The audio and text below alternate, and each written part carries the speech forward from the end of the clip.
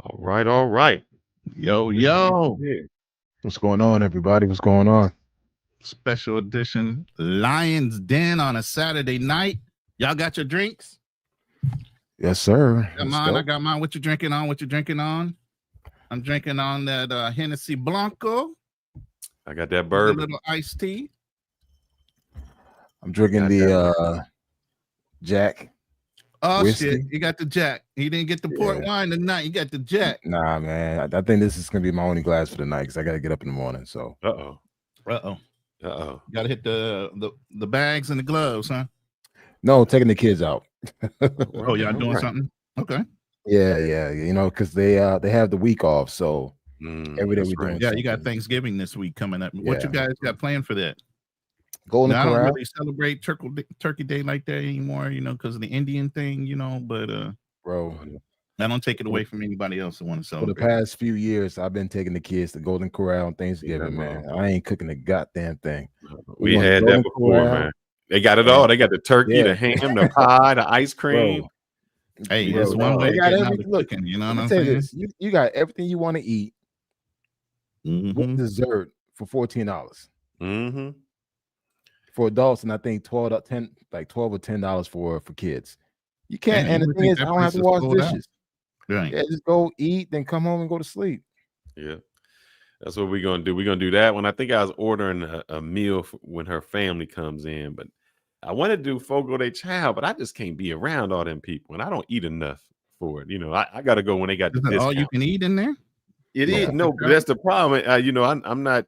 I don't eat a lot in one sitting, and usually it's better for me to go at brunch or lunch instead of the dinner time, because dinner they gonna get me. I got to sit there for like a few hours, and it ain't gonna be worth it. So Got you. that's what we doing, and I can't. I won't know if old girl is full or pregnant. That's gonna be the problem. Shoot. Oh, hell yeah. That's the wrong place to have her feeling some stomach pains. Yeah, You don't know if they legit or they just legit from her eating too much. exactly. So I said we got to slow that roll down. You Slow gotta that wait to roll. see if she gonna fart or is she actually gonna pop out a baby. Exactly. But tonight, guys, I think we got something special, man. We got Oh, hell something real yes, special. man. So We the gotta address question the fuck. is, I'm sorry. no, I was gonna say the question is, do women choose character or they choose cash over character? Cash money. Mm, mm, mm. I mean, honestly, I think nowadays, generation and ongoing, fuck character. Fuck, your integrity. It's like what you could do for that person. I mean, you see it all over social media. It's just like, the days of being a good, genuine person is like days of the old. Done. The morality of the women are gone. I always pose this question when we have girls and they look, and when you pose it to them, they already know what they about to say, and they know when they say it that it's going to be wrong. So I that's say why to 'em, they check Yeah. themselves before they answer. It's like they pause. The minute they pause, you already know. They're Yep. trying to think of the politically correct way of answering that question without seeming like a straight out right bitch or a hoe. Yeah. I And mean, the question I honestly, pose is, I'll tell you the question I pose. I say, you have a choice. You can either be the mistress to the king, or you can be the wife to a faithful peasant. Mm. And every time they choose the mistress to the king.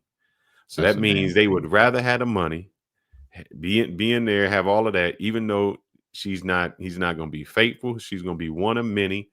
She's just not going to have anything. Then have a faithful man that's going to love her and take care of her.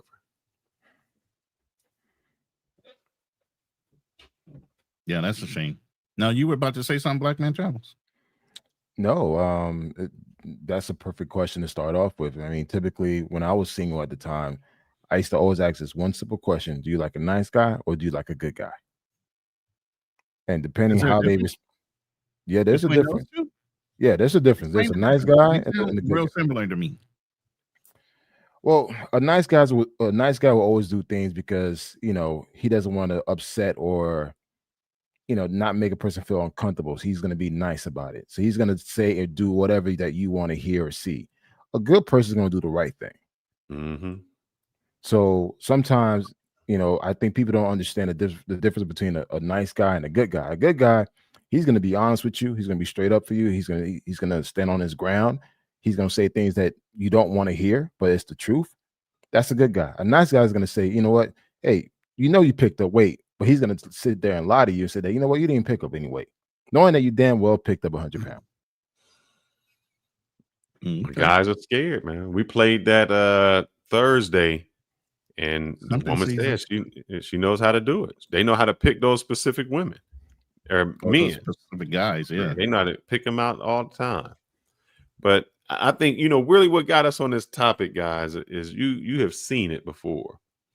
The woman that I guess looking to, what's her name? Shireen 7? Sharon or Shara 7. Shira 7. Shira 7. Yes. Shira 7. She was listened to her. She went out and got her a trophy husband, met him real quick, said, let's do this, got married to him. And now she's coming back saying that this trophy guy that she really only married for the money did something to her daughters. Yes. Yeah. And what I didn't realize is I know that the youngest one would be his daughter. I didn't know if the second youngest. Well, it seemed like they had twins, but they were different ages, so it was confusing because I was watching Coach Greg Adams, who also is going to be featured in some of the things we might play back, depending on how far we get along. And so it was. Let's put this in context, and I got some videos to play this in context before you play that first video. You ain't sent me that just to let you know. No, they're already loaded. Oh, okay. All right. So just to give you guys context, this lady started having kids at 17 just because. Okay. First baby popped out at 17. She just wanted to have one. She didn't care. So she has one that was 17 years. Then she had another one at 20. So as Kevin Samuels and a lot of us say, as these women start getting out of their early years of buck wild acting behavior, now they start being in search of what? Those good guys, the guys that have money, the guys that are more established, the older guys. Done ran around with Pookie and Ray Ray and all the thugs in the neighborhood. They got their kids. Now they want you as a good guy, the one that focused on what he needed to do, build his resources, to want to take care of him. Now, this is a beautiful woman. You're going to see her. She's a beautiful woman, but at the end of the day, she still had that fucking mindset. Yep. You know, and then because she's a Shira 7 follower, which you know is the sprinkle lady, she started becoming that type of personality. That's how she grew her YouTube channel before she even got into a relationship with this guy. So some of these first ones I want to play are based on how she actually strategized to meet high value men, by her description, of very wealthy guys. And so this sets up the situation a year later after meeting this high value man that she wanted to marry, and the scenario she's trying to project that this high value man touched one of her children. So I'm gonna play a couple of these so you can kind of get the gist of this woman's personality. In my marriage, there's been times where I've been being super spoiled. There's been times I've been less spoiled. There's been times where I feel like I'm not being spoiled at all, even though my husband is fully providing. He's not doing the extra things that, you know, to woo me, to impress me. And I had to learn, what is it that makes him want to go above and beyond? And as we know, most men are going to roll out the red carpet when you guys are in the courting phase. He's going to do a bunch of things to impress you. He's going to spend a lot of money. He's going to really go above and beyond to show that he's a provider, to show off his masculinity, to show off his success, and just to impress you. I mean, that's what men do. But after a relationship, the methods that you have to implement to get this same treatment are a bit different. What do you guys think about that clip? That's why I tell guys don't lead with their money. Yep. Exactly. Yeah. But you know what the sad thing is, a lot of guys do that, you know, and Yep. you know, I don't want to do my fellow Caribbean African brothers wrong, but these type of guys tend to lead with their wallets heavily, because it's taught at a young age that you got to take care of your woman no matter what. And I seen that in my culture. I seen that, you know, in the Caribbean culture and African culture, that dudes will lead with their wallet. And it's just like, you know, they feel like, hey, the best way to take care of my woman is to give her money. And now it's become a culture where this is being promoted in music. You know, you got these talk shows and everything else. Like now, you know, for you to go on a date with somebody, you got to, you know, pay the damn babysitter, the babysitter bills. You got to, you know, get the money to get their nails done, get a dress. Like now, Right. everything's so transactional. And so Right. that's a thing that I brought up before. I said, if our relationship is transactional, meaning I got to pay for your nails, I got to pay for your hair, I got to pay for that. Don't question me when I ask, how much do I got to pay just to have sex with you? Because you made it paying for the maintenance. transactional. Yeah, you made it. Right. You made it transactional to where, because I'm doing those things, then it should automatically be understood that that's part of the agreement. If I'm taking care of your maintenance needs, then the other thing for my maintenance is you. Correct. But let's And go so- into the second one real quick. When a man sees a woman that doesn't give herself easily, he sees her as valuable. It's just like, you know, how easy is it to go and buy a handbag from Walmart? Anyone can do that. It doesn't cost much. How easy is it to go buy a Chanel bag? Few people can do that. Few people can obtain that. And that's what I want you ladies to act like. Not like the Walmart bag, like the Chanel bag. You are worth more than you are giving yourself credit for. And if any of you ladies are in any of these situationships, and being a girlfriend is a situationship, if there is not a ring on your finger, a real ring on your finger, then you need to walk away. And if you've been giving him, you know, rolling all around in the bed by your body, by the meals you make, you're not. In fact, the more time and energy you invest, the further away you are from where you want to be. Now, What? before listen, I want to hear you guys' response. But remember, this woman is projecting the Shira 7 personality. This woman has already had 3 children probably by now when she's filming this. Judging by her background, I think she's already married to this guy. So she at least has 2 children, a 3rd daughter, at least by now. And this is what she's telling other women. So go ahead and respond to that. I'll let you Look, go, man. BMT. Yeah, I mean, honestly, look, it's amazing how these type of women will always remain single. And the dude that she ended up getting married with is a bona fide simp. I looked in his background. Look, bro, you are a lieutenant in the military. You're not a captain. You're a lieutenant. And if we were to actually put everything, based on income, you're probably in a six-figure range, and you're doing too much. And the fact that, she's saying all this stuff like a Walmart bag, Chanel bag, like you instantly putting yourself into a material wealth. So your value is based on a price. I would never put my value as a man and what I could do for my, for my family and what I could do for society based on a price. She's literally telling women your value is based on a bag. Mm-hmm. Based on the bag that your husband decides to purchase you, that's your value. So if your husband cannot afford to get your Chanel bag and he gets your Walmart bag, it's not the thought that counts. Fuck all that. It's like, hey, he's not doing enough. Like, get the fuck out of here, man. All right. What about you, Felix? We'll go back to this story. There's a guy who walks into the club. He sees this beautiful woman and he says to her, hey, you are stunning. If I paid you $1 million, would you have sex with me? She says, yes. Then he says, He says, well, how about we leave right now and I'll give you 10? And she says, huh?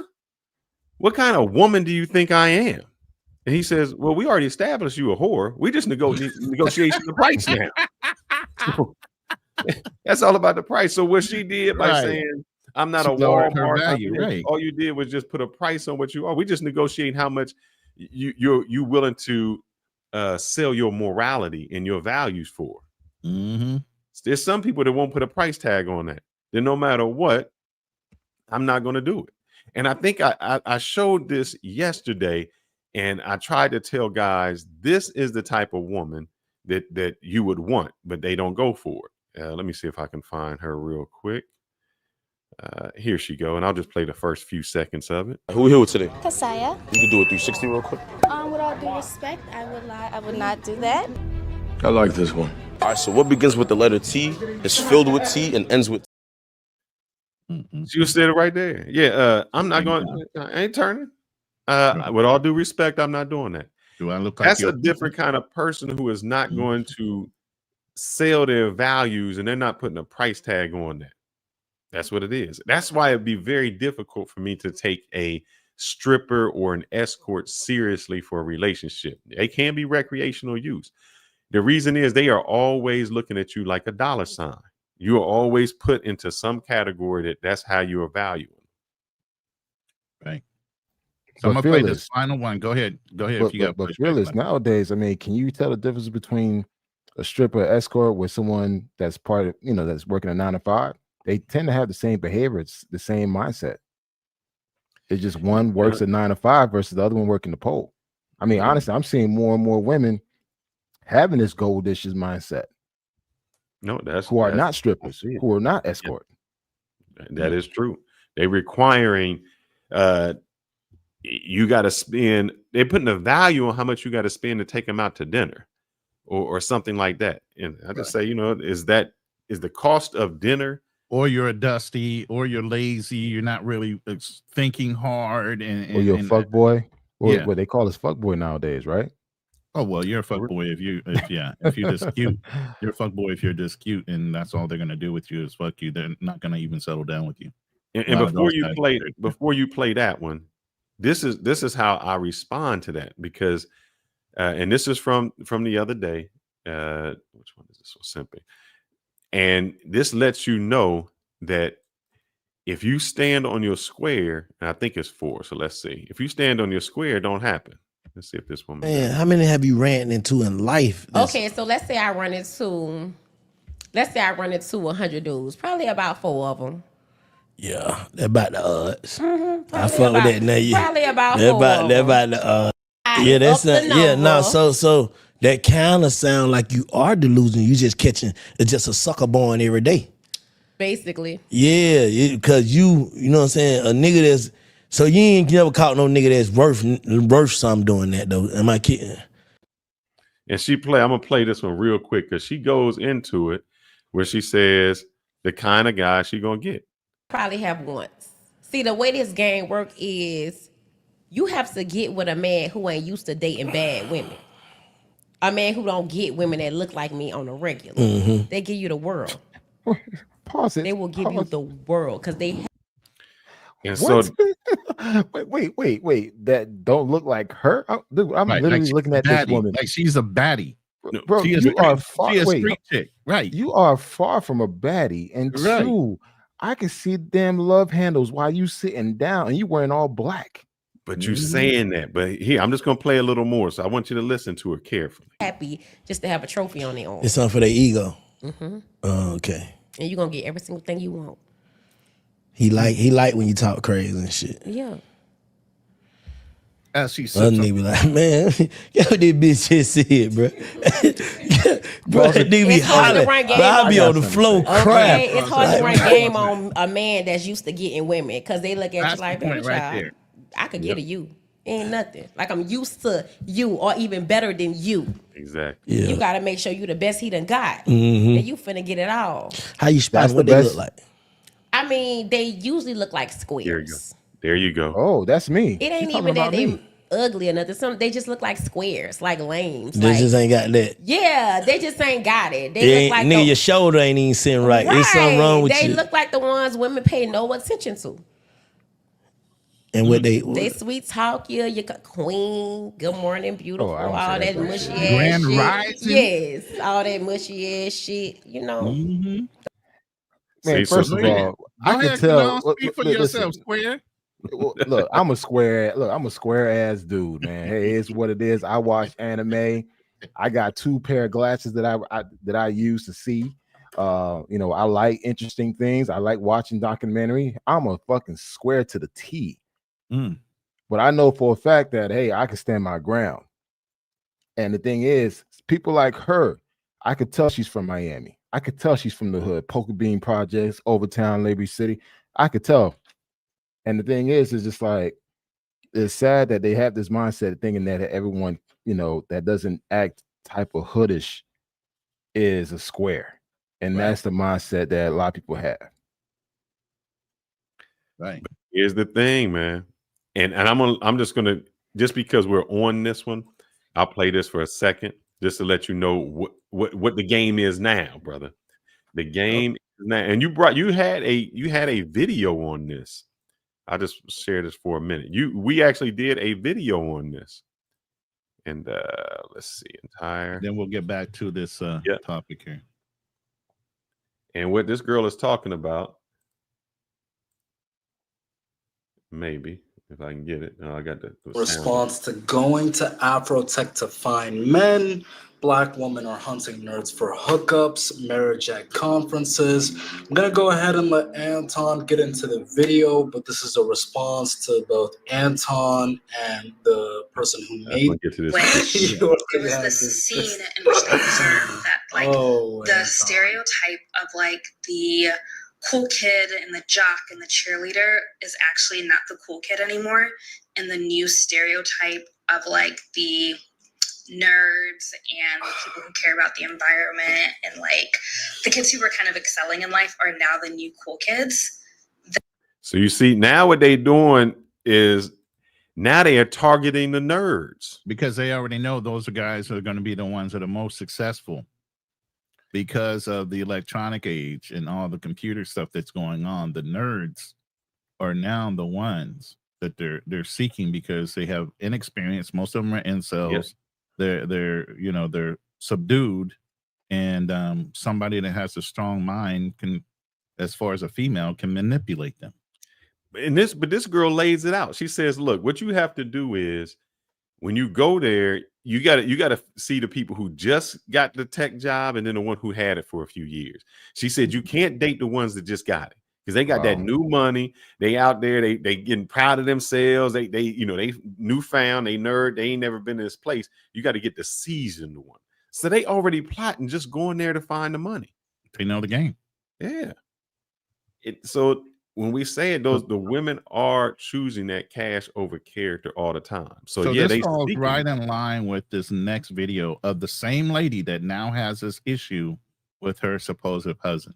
So I'm gonna go ahead and play that, and then we can get into the video where she's crying and giving out her thing. So men, especially masculine men, are natural hunters. The first part of the chase, after you attract them, they'll probably want to get your number. So I would say don't give them your social media. And don't make yourself easy to find on social media either. So you don't want to answer on the first call or the first text. You want to give it some time. I know that a lot of women, we already know to do this, so that's not really new.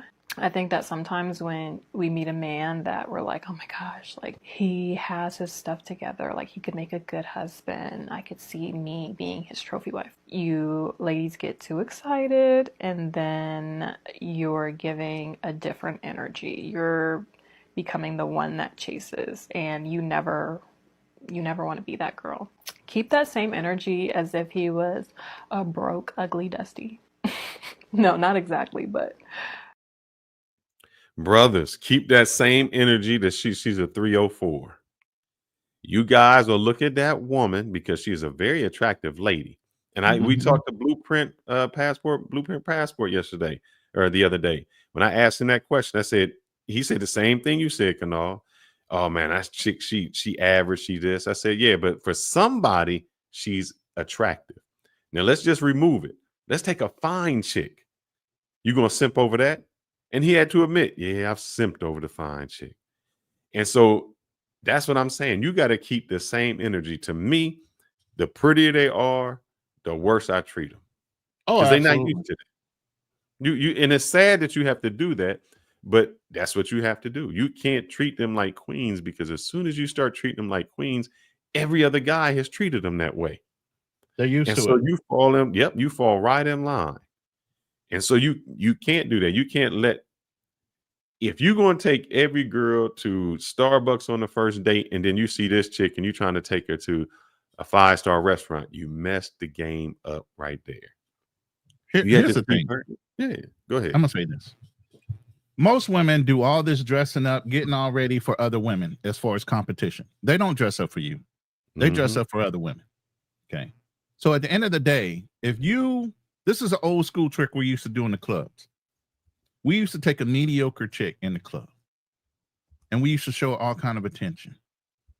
You know, get her a drink, take her out on a dance, or dance with her multiple times, kind of show like you're not too good for anybody up in there. But you would walk by the finest chick in the place and totally ignore her. All of a sudden, that turns up her competition level. Now she's like, what the fuck? I want that dude. That chick don't deserve him. So by the time you get done just showering her with, a little bit of attention, every chick that thinks she looks better than the chick that you were doing all that for now has her radar on you. This is what we used to do in the club. And it worked every goddamn time. And I'm looking at your Passport Blueprint. You actually use the same method that what's his name? The Fresh and Fit, I guess Fresh uses. Fresh said he just simp on him. He lies to him until he get what he need. So there's guys out there would do that. The game is, I'm gonna tell you everything you need to get there. The problem what I find with that is, and you dump them girls they spiteful, man. When you dump a girl, I heard a dude today when I was listening to the YouTube, finding some clips. He said you have to make the girl dump you. You have to make her think it's her idea. Yeah. Because if she thinks it's your idea that you dumped her, vindictive as hell. Yep. It's coming. You small dick energy, this. He ain't nothing. If you put it back on her, like, oh, you left me. I just did that to a chick. She was pissed off. I told her I was about to leave the country and all this other stuff she was trying to get with. I was like, look. She goes, well, would you ever reconsider? I said, nah. All my kids are grown.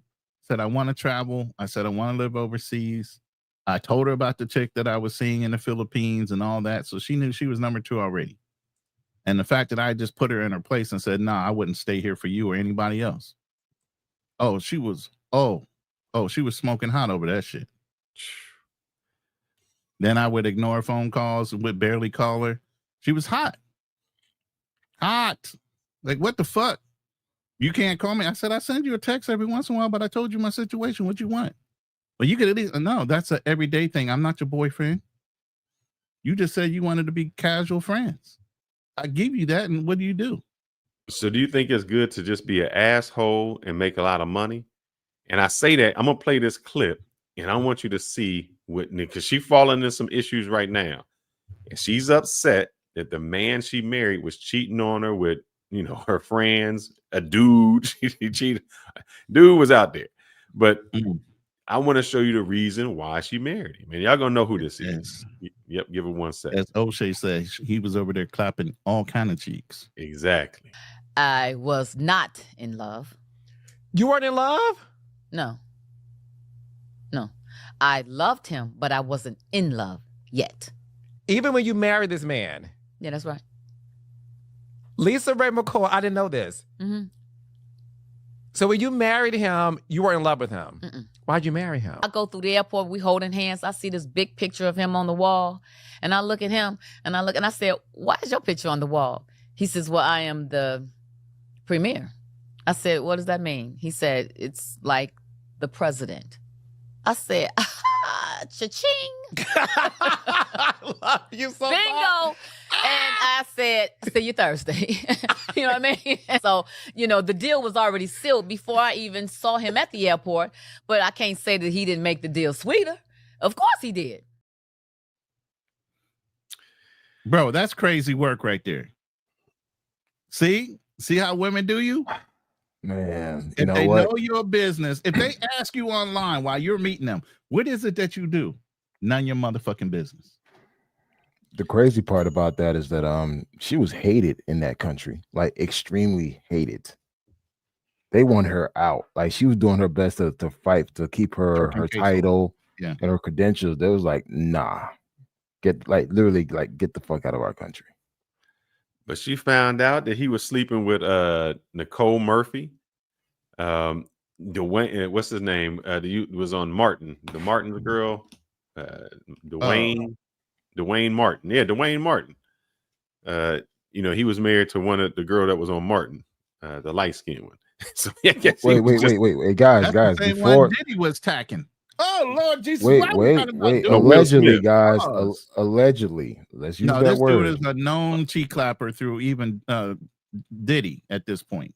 No, I'll say allegedly. I'm only referring to what she said. It's been confirmed. People have seen them too. I'm saying for my channel, allegedly, because I already got a strike. So allegedly.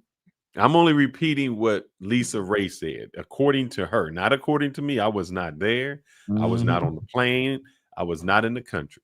But this is all what I'm she's doing there. is talking about evidence that has already been provided in other cases. That's all I'm saying. But think about this, man. So, and the reason I bring up the fact that she found out that he was cheating with Dwayne Martin, he was cheating with Nicole Murphy, is because there was a plane, wasn't it? Yeah, there was a plane. So she was looking at the manifest on the plane, and she could see who was on the plane. It was like, hold up, they in the country and I'm not there. But here's the kicker. Why didn't I get the invitation? Yeah. Here's the kicker. She didn't leave him. She seen that he was getting cheated. She says that she called up Nicole Murphy and said, hey, I see that you was on the plane with my husband. And Nicole Murphy's like, no, I don't know what you're talking about. She's like, I'm looking at the manifest. She's like, oh, well, let me call you back. Never called her back. Never called her back. She said when she went to call her, she just wouldn't answer. But she number stayed is no longer with in him. service. Yes, she stayed with him. So it didn't matter. Now, me or you, she would have kicked us to the curb. You no good cheating on me. But for that money, she stayed. She did not care about the character of that man. That man, it didn't mean anything about his character. It was all about, like she said, cha-ching, cha-ching. That's what I heard. It was a done deal, she said. It was already a done deal. She was going to do whatever it took to keep that dude in her presence, knowing his level of success. Yeah. And this brings us back to the same woman that we talking about now. She So do you said when have she her got video? engaged in a Yeah. week. Yeah, I have it. What do you want me to do with it? You got the No, right after this statement, we're going to go ahead and run that. We've given them enough context about this woman and others. Now we want to hear the sob story a year after she rushes into this marriage, and we'll talk you- about that in a second too. But go ahead do and you finish have your statement. the as long as you have the queue up where it's at. You got that? No, this first one is the full video. The one that we All right. use as the premise for the whole argument. It's a Mhm. 14-minute video, and we can Oh, stop and start it as we go. I don't have 14. You sent me an hour and 31 minutes. Is there Is it another one? she in the white one with the Yeah, trophy wife hides videos. That's no, the I one. married the monster. That one. All right. Is you it? I have don't that see one? it in the back. Let me see it. I don't see it in the back. Let me see if I can No, get back. that's not in the back. I thought that was the one you downloaded from No, I downloaded the trophy wife blasted by the niece. Oh, no. We need the other one. But go ahead, Black Man Travels. Go ahead while we do a little maintenance in the background. What are you thinking right now before we start playing this video? I mean, it's sad, man. It's very disappointing, and you know, as much as I try to defend a lot of women, Yeah, you do have your cape yeah. on, brother. We try to keep you from. I putting mean, that no, I cape mean, on. as far, well, at the same time, I mean, there's bullshit on both sides. You know, I'm not the type of person that's just gonna look one side, but it's just getting to the point, man. It's like, I mean, you burying yourself every day, and pretty soon you're gonna have to. Put that and cape up. my thing is like, where are the other women to deflect this bullshit? Like to say, hey, we don't really think that way or do this. And same goes for the men. You know, it's like, hey, we don't all do this and whatever, but it just shows where our society is going, and Brother, it's what going to a very. You trying to have one woman hold another woman accountable. They don't do that. They do not do that at all. Women cannot tell other women the truth. I can come to you and say, bro, what you doing is wrong, man. You know, or you getting overweight, you getting this. Right, I yeah, can you say need to that get in to the you. gym. Yeah, and because we grow Man, you up. called me out on my tummy, man. You called me out, bruh. I seen some of your old pictures. You were looking kind of big. That belly was looking kind of big. You called me out. Did I get offended? No, I No, said you you're know, right. Yeah. So, but you can't do that to another woman, bruh. This shit ain't gonna go down like it's that. just, I don't know. It's just like, you know, I have sons, you know, and it's like, this is what they're I gonna have do to deal. too. You know, this is what they Yes. got to deal with, and now it's like your value is based on what you could do for somebody, and it's like that at work. It's like that outside of work, and it's just like where can you find good, genuine people? Like that's becoming a hard to find, like a needle in a haystack. I mean, I just feel like our society is will continue to go on a downfall, and You know especially what? within Black relationship, that shit is just in the utter trash. Hey, I'm dropping it in the back chat. If you don't have it, I'm about to drop it right now. That link, that specific link for her sob story. It's the one at the very bottom. Well, it started off with you know, I can't just say it's this error because I remember It's been going on back for a in- while. No, yeah, back in our day, who was it? Janet Jackson. What have you done for me lately? You know? TLC. I don't deal with scrubs. Yeah, Scrub so- can't do nothing for me. Okay. And even We've been Beyonce, getting it. what was We've been that? I getting need it a for soldier. years. Yeah, Yeah. we've been getting it for years. I need a Since the soldier. early 80s. And so that's what they set themselves up for. Women have set themselves up to become transactional. It's not, you know, so you can be the most arrogant, worst guy there is. And as long as you got them funds, you're good. You're good to go. You're good to go. All right, I'm gonna put this as a video. So you're gonna have to tell me, or you can Or play we'll it just in say pause when we get to certain points that kind of like sound fishy. No Because then problem. I got some background evidence, and then we got some other videos that kind of go into the detail of this woman. But I kind of already set up the context of how this woman got with this guy, her trophy husband. All right. Yeah, we good at this, or where we going? Yeah, to? we can start right at the beginning so we can hear her whining and crying. Trophies. She, by the way, she calls her Welcome people back. trophies. Okay. Wow. She calls her crew the trophies. To my channel, or welcome if you're new here.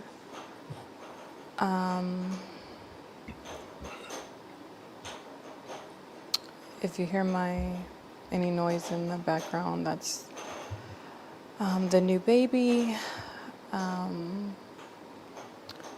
A lot has happened since the last time that I recorded. I think the last time you guys saw me, I was in my second trimester, and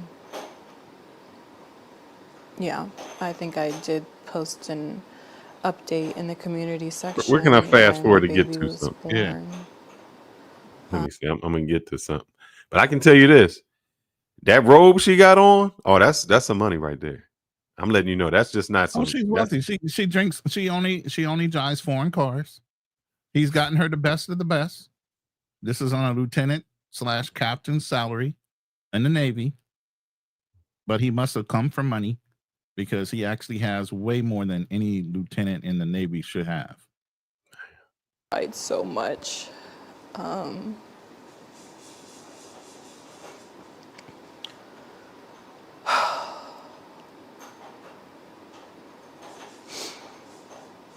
It's like I built this channel and this whole brand around being this man's wife, and Boom. All right, I'm already Boom. calling Cat.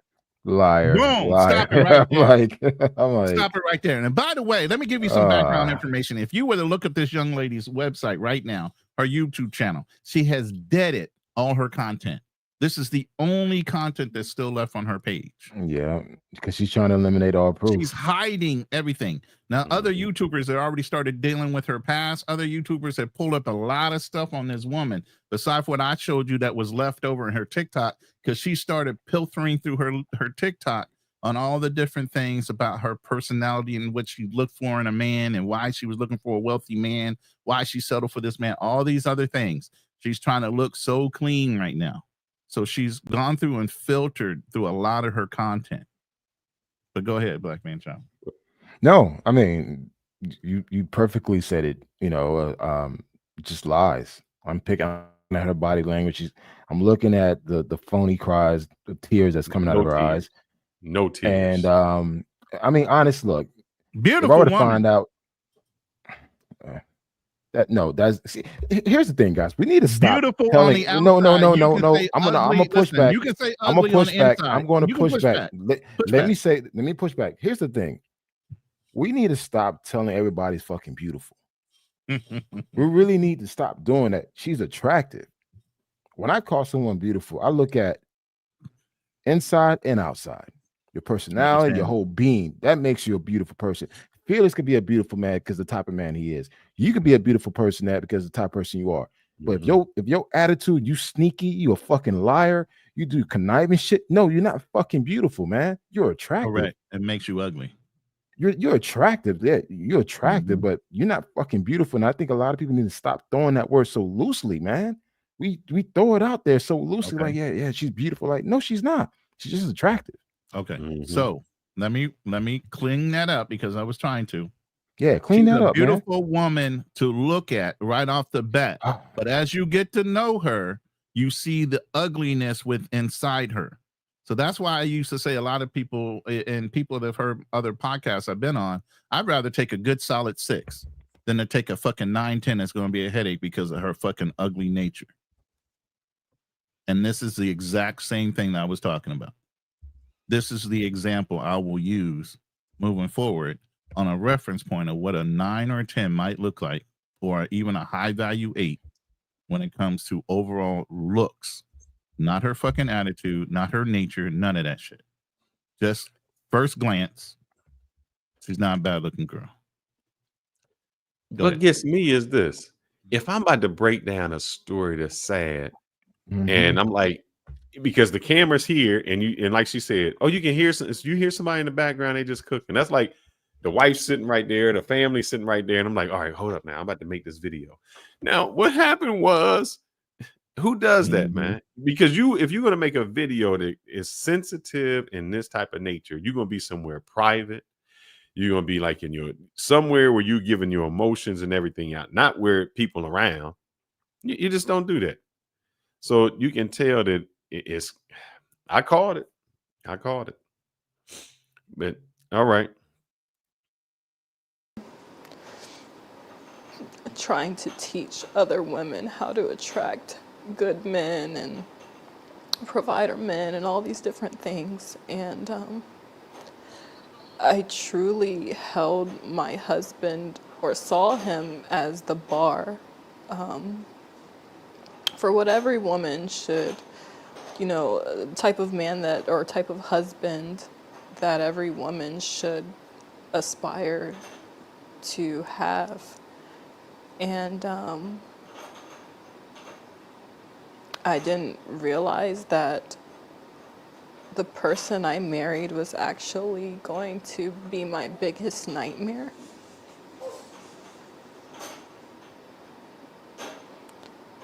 So basically, when I first met my husband, as I've already talked about in another video, I think it was my single mom video, I explained, a little bit about how we met. And I really thought that that man was my Prince Charming. So when I first met my husband, I thought that he was my Prince Charming. I thought that he was my knight in shining armor, and he portrayed himself to be this amazing, upright, righteous. All right, that's Kat. You know why it's Kat? Because she said on another show when she met him on eHarmony, and she was getting kicked out of one house, and Exactly. she had to, so she was about to be on the street, and she tells him, "Hey, I'm about to be homeless." And he says, "Well, maybe we could get married." And so he says that to her, and then she goes on after he says, "I'll marry you," she goes on the eHarmony the next day and sees he changed his profile picture. The He story. just Yeah. updated it. And she's like, "Hold up. You said you want to marry me, but you still out there on the hunt." Right. So So all of she what she's goes saying and is does what? She goes and buys the ring for him to initiate that they need to hurry up and get married. Yep. She don't want to let him out of her grip. She brought the ring? She brought the first initial ring to push him down the aisle a little bit faster than he was even ready to. Within a couple of days of meeting? Yes. Wow. Within a week, they were married. Now I think in a week it was engagement. Within the month they were married. Yeah, still. Now remember, that's a weak-minded brother, like you said. I'm gonna call him out. Yes, he was weak as fuck. What's her channel again? Is it still up? It's up. But there's only one video, and it's the one we're watching. You serious? She killed all the other videos, and she built her whole channel off of their whole relationship, all the things she was getting, how she dresses. If you see her IG, everybody can look up her IG. She has about 15 videos up still. There's a lot of them she already took down. Oh wow, she now has a GoFundMe page. Yes. And I was about to bring that up. Oh. I have the GoFundMe page. All right, my bad. You know what? Share I'm it. gonna shut up. I'm gonna let you go. Share it since you already had opened it up. We're gonna go ahead and share it. I got it. Wow, this is a hot mess. There you go. She already has a GoFundMe page about how she needs to rebuild her life with just her and her kids after this supposed situation that's going on with her husband. We're gonna go into that here in a minute. But just to show you how diabolical this lady is. This is a wealthy donation. man. She supposedly has the best of everything. Birkin bags, all these other things. Why all of a sudden is she needing a GoFundMe page if her husband is wealthy? Well, one, if you need, you would get rid. See that what she's not going to do is she's not going to get rid of any of those material items. That she's not going to get rid of that Birkin bag. She's not going to sell her car. She's not going to do any of that content. Get rid of that. And look at these two. Look at this woman. $4,000 in a matter of 2 payments. God damn. To start her down that road. So I hate this because it says, "Please protect your lovely babies forever.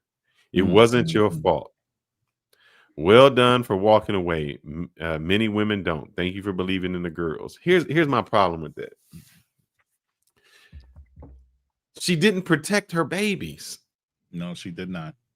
She moved in with somebody she didn't know. Was it her fault? Partially, yes, it was your fault because you put your children in a situation. Your children didn't volunteer for that situation. You put your children in that situation without them having a choice. And then we're going to talk about the situation. I can't say he's guilty, not guilty at this point. We're going to bring some evidence that you guys can decide. Right. But she put him in that situation without knowing somebody. All because she was chasing the bag. She put that money over everything else. And still wants the money. This is sad, man. This is very sad. And so let's go ahead and finish playing her little whine, and then, or we can get into, the cousin that actually is starting to pick apart her story. Well, let's go up to what I want to get to what she says happens. Let's see. I noticed that when I changed her, she was red and very sensitive.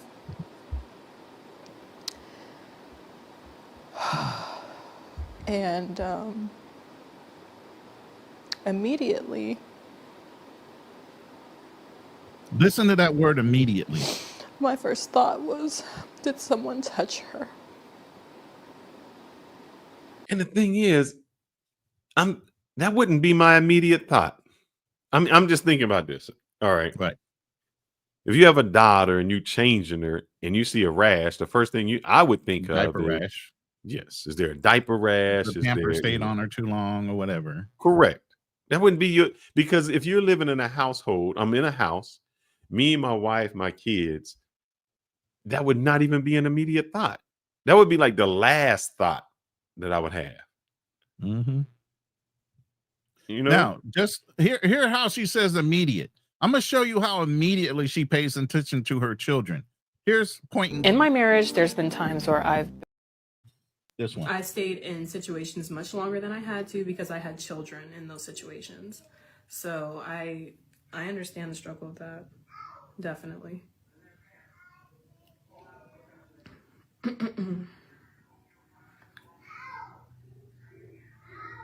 But there's that saying, when you get sick and tired of being sick and tired, that's when you'll make a change. And that's very true. Wait, so it's just all bro, she looks completely different. Urge to do that. Sorry if my house is noisy in the background. I don't know how much you all can hear, but there's so many of us that it's just like that. So if you hear stuff in the background, just act like you don't. Listen to how concerned she is. Hold on, don't say nothing yet. What else do y'all want to talk about? I don't even know what to talk about. Because that's all she want to do. Does she seem concerned about her daughter crying in the background? Nope. No. She said, do what? Ignore it. How many times does she ignore her children? Here's the thing, man. This is when you on camera, So imagine when you ain't doing nothing, you really ain't paying no attention to them.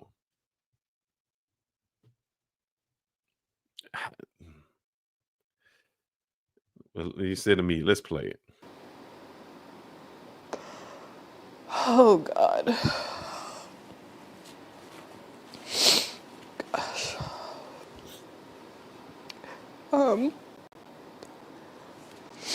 So I asked her, I said, baby, did somebody touch you? And she ended up saying it was Daddy.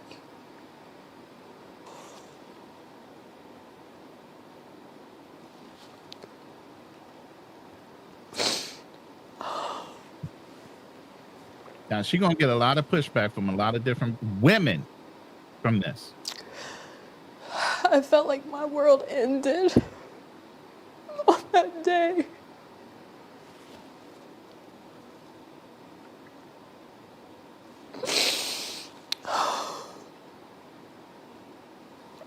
husband wasn't home at the time when she told me, but I knew he would be coming home soon, so all I could do was just say, don't tell him that you told me.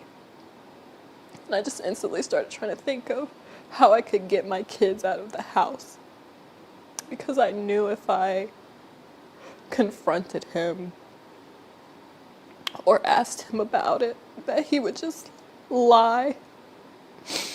And that he would probably just continue to keep doing stuff to her, but just become more covert or more sneaky or whatever. As soon as my husband... I'm going to pause that right there. And the reason I'm pausing this is she supposedly comes from a background of being abused. Oh, Does yeah, this she seem says that like she the was personality? abused Does this as a seem kid. like the personality of a woman that's been abused by the way she's reacting and acting for the camera? Now, here's what I will say, and I'm not defending her, but everyone reacts to tragedy differently. I'll say that. The only women I know that react to something like that is in a violent way. They are not calm. They are not calculating. They are violent because now they can fight back. When they were small, they could not. So any woman I've ever seen that was ever attacked like that from a child situation becomes highly agitated and highly violent when they know something like that is happening to their daughter. No way she's sitting here calm like this, talking about this specific subject. As a man, you wouldn't sit there calm like that if you were attacked when you were young and you know one of your sons were being attacked like that from any neighbor or anybody in your family. You're not going to act that calm. There's no way any black woman in America would act like that, knowing the history they've been through themselves and now their child is going through it. Facts. Stop it. Facts. I mean, and my thing is this: any parent that learned that their kid has been molested or assaulted would not be sitting in front of a fucking camera at all. So it's like for her to do this, and this happened recently, and you sitting in front of a camera with all makeup on, and it just bitch, you lying. It's just like it's just not That's making a any key sense. point right there. All the makeup on. How many women It's like, you know dude, get I mean, makeup honestly, on look, when it's going on? if you know as a mother, you find out your daughter has been molested or assaulted, dude, you're not trying to jazz up to be in front of a camera. The It's just- second thing is, you said that she has been through the trauma. Why would you subject your children to that type of trauma by telling the world what happened to your children? Thank you. Now it's Why on would the you put internet your- forever. Yeah. Why would you subject them to that type of trauma that they got to live with? That maybe there's something that they would be embarrassed about or didn't want to know, and you're letting the whole world know what happened. Not only they, but the kids are cruel nowadays. You put this out Yeah. on the internet, kids look up your name and see that this has happened to you. The kids in high school are ruthless to find something out like this. You should be talking about not even this. You should be calling a psychologist or something. Have Thank your you. kids talking to a psychologist. And I'm gonna see if I can find this one clip, and we're gonna get into it. But I just don't agree with this because Now we can of either how jump to it's Craig done. Adams, or we can talk to we can go to the female YouTuber that really dug into her whole history and tore it up. She had her cousin, the cousin of the husband. She had everything documented, and we can tear her stuff up. I want to think tear her name that is up, Nika. but even before, because we're gonna stay on here, but I want to show something else if I can get to it fast enough. Because what has happened is that Yeah, I just played that women, one, Alex. Sorry, I'm talking. yeah, To the chat. no, women have found out. This is why it's so difficult for a man. Mhm. Women use their children. They use all of these things Here you go. as a weapon for men, and Here's we are powerless, man. We are powerless. Here's a little clip, and she's a famous YouTuber, and she calls it straight down the middle. Her name is Dana Dane. You can look her up on TikTok. She will call it straight down the middle, male or female, it does not matter. Listen to her take on this situation. This trophy wife lady, let's talk about it. I got so much to say about this situation because there's just so many layers to it. First thing being how desperate a lot of y'all are to become these trophy wives, to be these kept women. So much that you'll put your children's safety at risk in order to try to get it. So she talks about how she met her now husband and how she used to listen to Sprinkle Sprinkle, led her to go on eHarmony, which is already desperate enough. But you go on there looking for this provider. You find this man who you think is Prince Charming. You know why you thought he was Prince Charming? Because you didn't know him. That's why that's typically why y'all get so surprised by men's actions down the line, and you just can't believe that he would be capable of doing all of these things that he do. It's because you don't know him. It's because you got involved with somebody and married somebody and moved in with him and brought your 2 sons into a house with a man that you don't even really know. That's how you got tricked. Like when I listened to her story and she talked about how she was in a serious relationship with one man, she had already moved in with him. They break up. Soon as she break up with him, not even 72 hours later, you on the phone with your now husband, and now you talking about moving in with this man.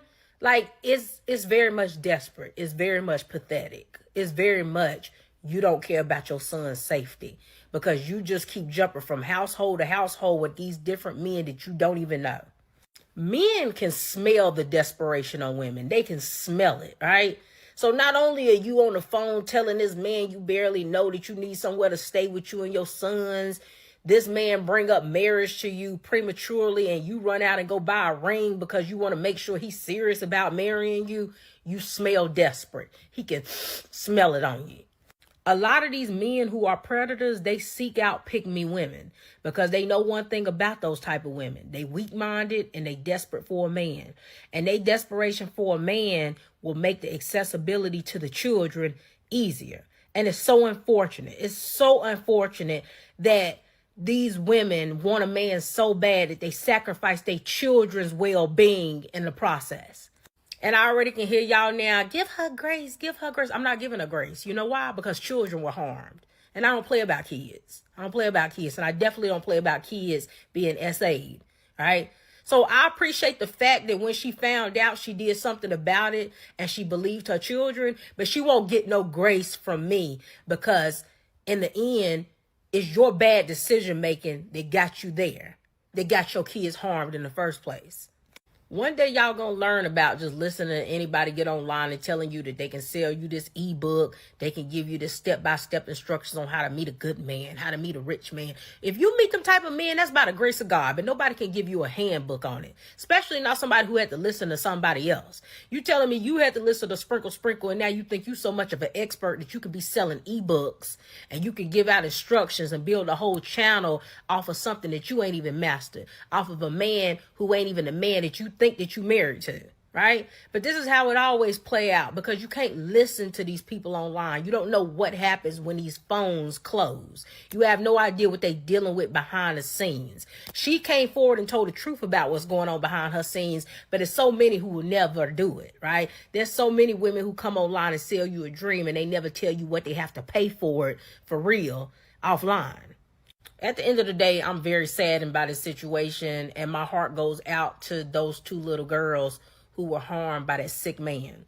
And I hope that any other desperate woman out there who don't use her discernment and puts her kids in harm's way, I hope that you learn from this.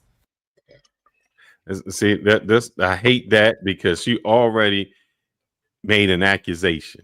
Right. And She assumes that he's already guilty when other truths are still coming out. And you do know that Sprinkle has already distanced herself from this woman. Yes, I have a video of that as well, but I didn't. So hold up, this is why I don't. So this is how I counter that when I see. We're gonna clean up the infection. It's a little bit long. And tell the truth, Mr. Monzel. In your lie detector test, you were asked Did you have any sexual contact with any of your 3 daughters? You said no. And the lie detector said there was no deception. Yes, thank God. How does that feel for you? And that your daughters know it. Well, I felt they always did know it. You felt they always did know it. And didn't speak it because? They didn't know no better. They wasn't told no different. I don't Miss hear a Yvonne goddamn took a lie I'm detector sorry. test. I don't hear nothing. Hold up. Watch this, though. And Watch said, this. did you make up or exaggerate any stories with the intention to harm Monzel? She responded no, and the answer was deceptive. Thank you. He lied about it. And she Then- still ain't said I'm sorry. He asked you, did you say something to the effect of, I'm gonna make sure you're never happy again? She responded no, and the answer was deceptive. She lied about that. So, Miss Yvonne has acknowledged that her story about you touching your children in a sexual way was not true. So, Miss Yvonne, is there anything that you wanted to say to Mr. Monzel? I would have reached out and punched Why him. didn't you fight for him harder? Listen to Oh, this. you shit. just- Listen I to this. know goddamn well she didn't just say that. I Yeah, had I to would've- Did you pause. hear that? I had to pause it. Why did you fight for them harder after I fucking lied on your ass? Yes. What the fuck? What I kind lied, of game are said you raped playing? the kids, that you touched the kids, that your kids, and why didn't you fight for? You're just so delusional, man. You can't make this shit up. You cannot make something like this shit up. I lied on you about touching the kids, and then I'm gonna blame you for not fighting for your kids that I lied on you about. Even though he was in denial the whole fucking time. And she's sitting there with a straight fucking face. Matter of fact, even looking madder that the truth is now out. And this is the problem when this woman tells this story. This is the issue. Let me play a And little bit. what is it that he could have said Mhm. that would have made you not believe the lie you were telling? Oh, Miss Yvonne, you told the lie. hold up, man. I gotta hear The that lie one more you time. told. How is he gonna convince you from the lie you fucking Yeah, told? I gotta hear her say that one more time because that was a gem right there. That was a gem. That he could have said that would have made you not believe the lie you were telling. Miss Yvonne, you told the lie. It was a lie, and you told it. And you gotta own it. I'm sorry. I need you to say that you did not rape your girls. I need to hear it come out your mouth the way I've always heard it, Ma. I apologize for accusing you of raping them. Please forgive me. Hell no. He don't forgive You her. don't have to Fuck forgive no. him. No, he don't forgive her. Just to let you know, he You don't don't have forgive to. her. He Accept don't. your apology. He says he didn't. Hold on, let me go I back. cannot accept your apology because it's not sincere.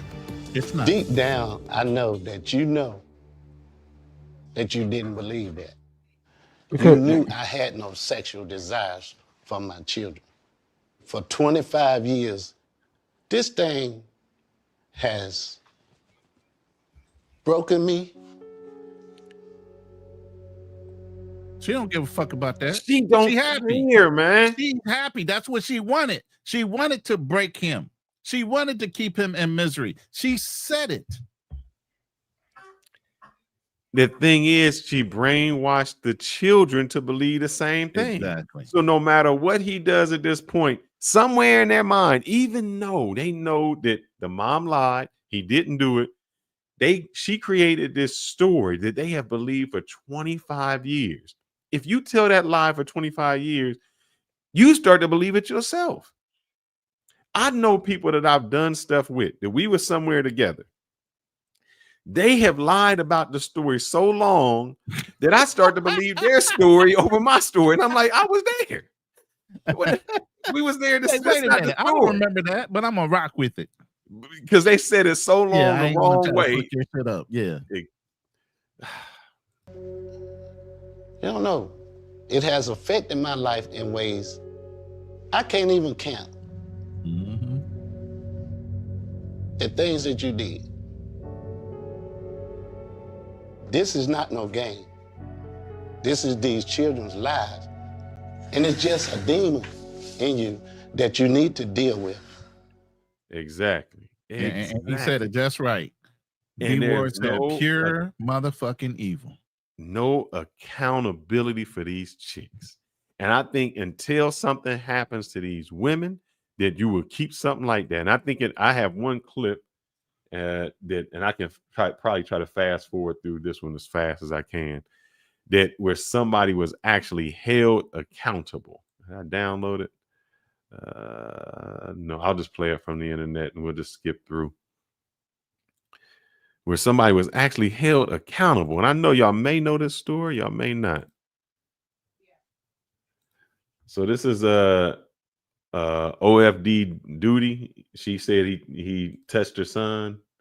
Y'all doing today? I think it's very safe to say that the woman we have in the office today, FTN Bay, she's a compulsive liar. Also groomed her son. Alex were playing, and I fell and I hit a stick. So I'm looking at him like, and I heard that before. He said that to me before, and I asked him what he was talking about. I'm like, "Are you okay?" And he was like, "Yeah." So I'm like, "Okay." So I'm like, "What are you talking about? Like, you're not making sense." And I said, "Where'd the stick go?" He starts pointing. So I say, like, I'm like, my heartbeat. I'm like, "What you talking about?" And then he say, "Alex put something there." I say, "What? What are you talking about?" So I'm like, "What are you talking about? Alex did what? What was it?"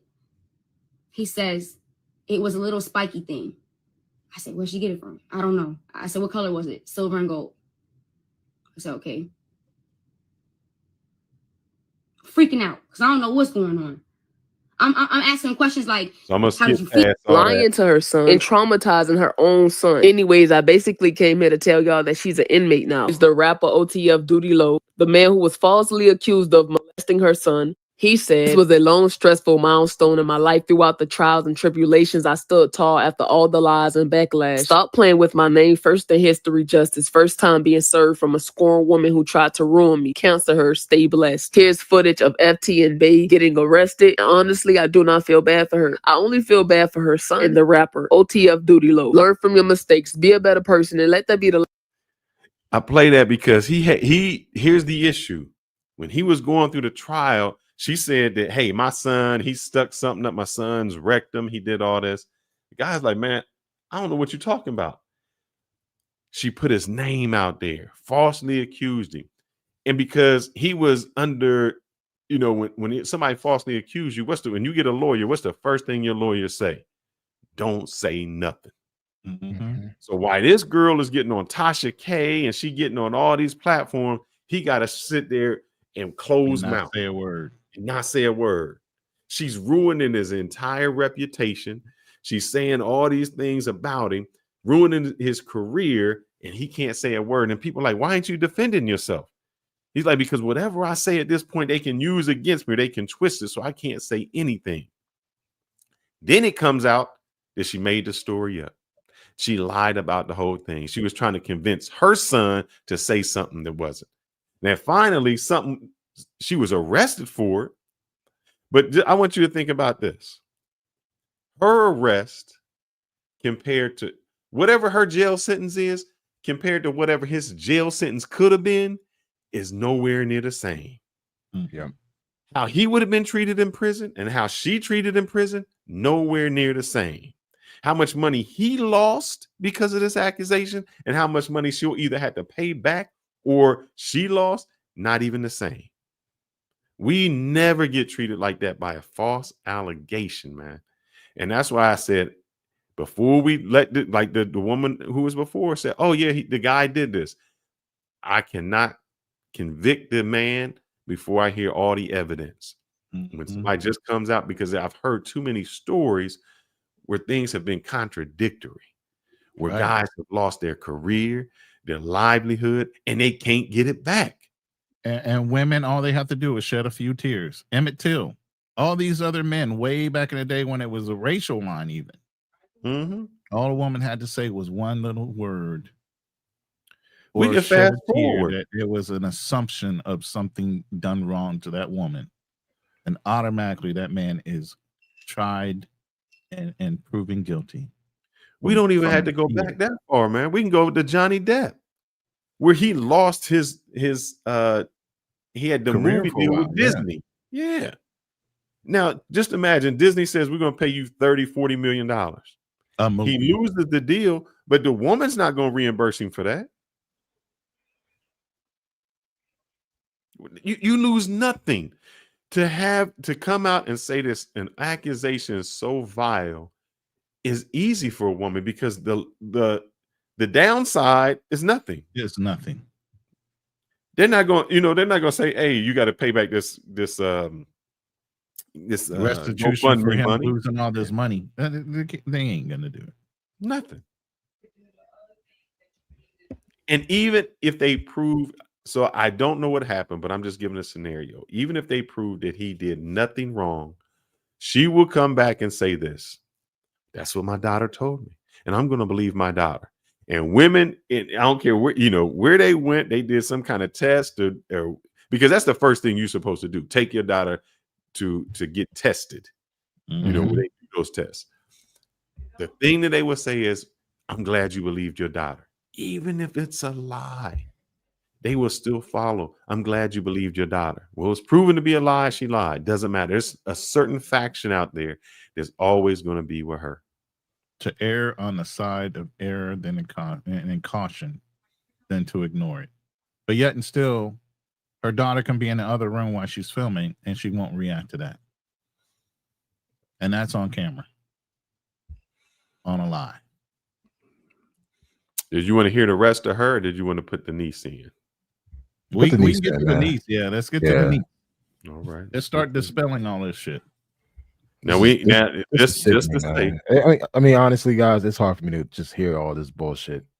I know you're a champion for women. Believe me. No. I'm a champion for good people. I don't give a fuck if you're a man or a woman. It's just I don't believe in just always throwing every one-sided person under the bus. Go ahead. I'm sorry. I just was bringing that up. No. Go for it. Go ahead and play it, man. Now, just to set this out. I hope you're not wearing no cape no more, brother. I know you want to put that cape on. No. It's not a cape. I mean, my thing is this. Wait. Let me clear things up. Come on, Let me clear things up, man. I don't defend one particular group. I defend people that I feel like, hey, you know what? That person's not there to defend themselves. All right, cool. Just like they ain't shit type of women out there, they ain't shit type of dudes out there, man. You can't just constantly just throw it over to one side and not talk about the other side. I mean, that's just me. And I get that, Kano, and that's not caping. That's not caping. I'm like, well, let me clear this up. Of every story. How many years have men been dumped on by all the women's groups and all the different women's TV shows? I don't care about Oprah that shit, to man. Sally Jesse I never. but the whole thing is we've been caked on for so long. So this is your turn to do it now, right? It's not. No, it's our turn to speak up and say it's a fucking lie, and actually have people hear us. There go Canal. It's trying to be a big old. Oh shit! There you go. Get him up. There you go. Well, that's what he looked like now, fellas. That's what he looked like now. Previously, before he dropped his weight. You about to do it. This is what he was like. So he dropped some weight. Now he more power. He had his cape on. Hey, let me tell you this, man. Even my wife was like, God damn. It's like, okay, going out, people looking and shit like, yo, you play ball? Like, nah, man. And now I'm growing the beard too. So they were like, all right, I see you. Like, you damn right. Nobody's supposed to really be shaving. Anybody shave is really breaking the rules. You're not supposed to shave in November. Why? It's no shave month. Yeah, it's like no shave November. Yeah. Oh yeah, I never heard of that. It's a man's tradition for a long time, man. When winter comes around, the first month, and it's right it's around also winter, you're not supposed to shave. Yeah, you're not supposed to have sex or beat it off or something like that. I don't know about all that now. You really stressing that. No, No, but- no pause, no homo. But I'm just saying, you really stretching that one. I know about the beard thing. I didn't know about none of that abstinence bullshit. You out your mind on that? No Nut November is a challenge where hell no, that's participants something new. abstain from masturbation for the entire No. month. It's No Nut That's some November. bullshit. That's And it's bullshit. also similar to No Shave November. No, I'm we look- can stay with the tradition of no shave. That no nut thing is something new and sounds highly fucking sketchy. Well, why my somebody would do reasoning, that. my reason to grow my beard out is because I'm going through that transition. So I say, you know what, I want to do a completely different look. So Mhm. I mean, I keep the beard trim, but it's just like I'm Mhm. going to keep the beard look for a You while. seen me with the whole Grizzly Adams thing. I'm No, I shaved it can't. off, I can't brought it grow back, that, man. shaved it You know, off, put it honestly, back. I don't like mustache. Like I don't like that stuff on my top lip. So I always have to trim it down, man. I always feel like, Yeah, you can keep it trim. Trim it up. Brother All D right, listen. Ward, I do understand, man. This has been my Yeah, it's a long rough- problem. Yeah. He says, okay, so being a stepfather to a girl is risky. It's Never thought risky about as it that way. fuck. Yes. Yes, it It is. is man. very risky. And it's just because It's just all the on the trust woman. factors you don't know. And And she it wants to be scares vindictive. me. Yeah, Yeah. it just scares me because I'm gonna have a daughter. And I was thinking about this. Like, you know, when my daughter's young, you know, the quick thing to do, they under 2, under 3, where they don't know anything, you jumping in the shower with them. That's just how it goes. Not even a thing. As they get older, y'all in the same house. If my daughter was like, say a preteen or even a teen, I seen it, where she just walking through the house in the panties and shirt, it wouldn't even be a thought. You'd just be like, you know, move out the way. What are you doing? Go get dressed. Because you don't think like that. If I was in the house with a girl that I did not know or didn't raise, I would always have to be like, hey, you know, we really have to be cautious because I just don't want the accusation. Because sometimes just the accusation or just the putting the seed of doubt in someone can be it. You know, hey, he walked in the shower on me. I didn't know. I just don't want that seed of doubt. And that's where it gets scary at. And you have to make sure that It's you're funny you brought that up. There's a new show on Paramount Plus. It's called Landman. It's about the oil land ownerships and the guys that manage all the people all the way up to the main owners of the oil. And the landman handles everything. Well, his daughter flew into town on a private plane with their boyfriend and everything. And he had to stay in the house where he's got roommates. Big ass house, but he had roommates. The daughter's running around in panties and a damn bra down there. You got guys that are rigmen. Or they call them roughnecks. Mm-hmm. There, a lawyer in the house. And she ran around bra and panties like no big deal. That's uncomfortable as shit. Yep. But they do because and I don't know. I always wonder how a woman feels because, like, if I had like a stepson, it when you know you don't even be like, and you wouldn't even have the thought. It wouldn't even be a thing. And I always wonder how a female felt with a stepson because we don't even look at them in that way. We wouldn't even accuse, you know, the woman. Oh, you know, you walked in the bathroom on him. Oh, and it wouldn't even be a thing. But for men, we always have that, you know, that little hesitation. And I think that has to go back to how women have used that as a weapon, man. You know, I just showed 2 women where they have used that as a weapon for the men, and there's no recovery from it. And let me tell you this: the daughters have used that against stepfathers. Mm-hmm. Mm-hmm. If you don't do this or you don't give me this, I'm gonna tell my mama you did this to me, or you tried to jump on me. So And then it's- daughters start using it as leverage to control their stepfathers or even their fathers at that point. Mm-hmm. And I hate that just the same way I hate that black people throw around the word racism so much. You throw it around so much that when you say something really was racist, nobody believes you because it's like, was that really racist? It's like the sky is falling situation. So I hate when women do this because when something real happens, you start to doubt it and you say, man, was that true? Was the story true? Like we criticize and then we going through picking this out. We're looking at this woman right here, right now.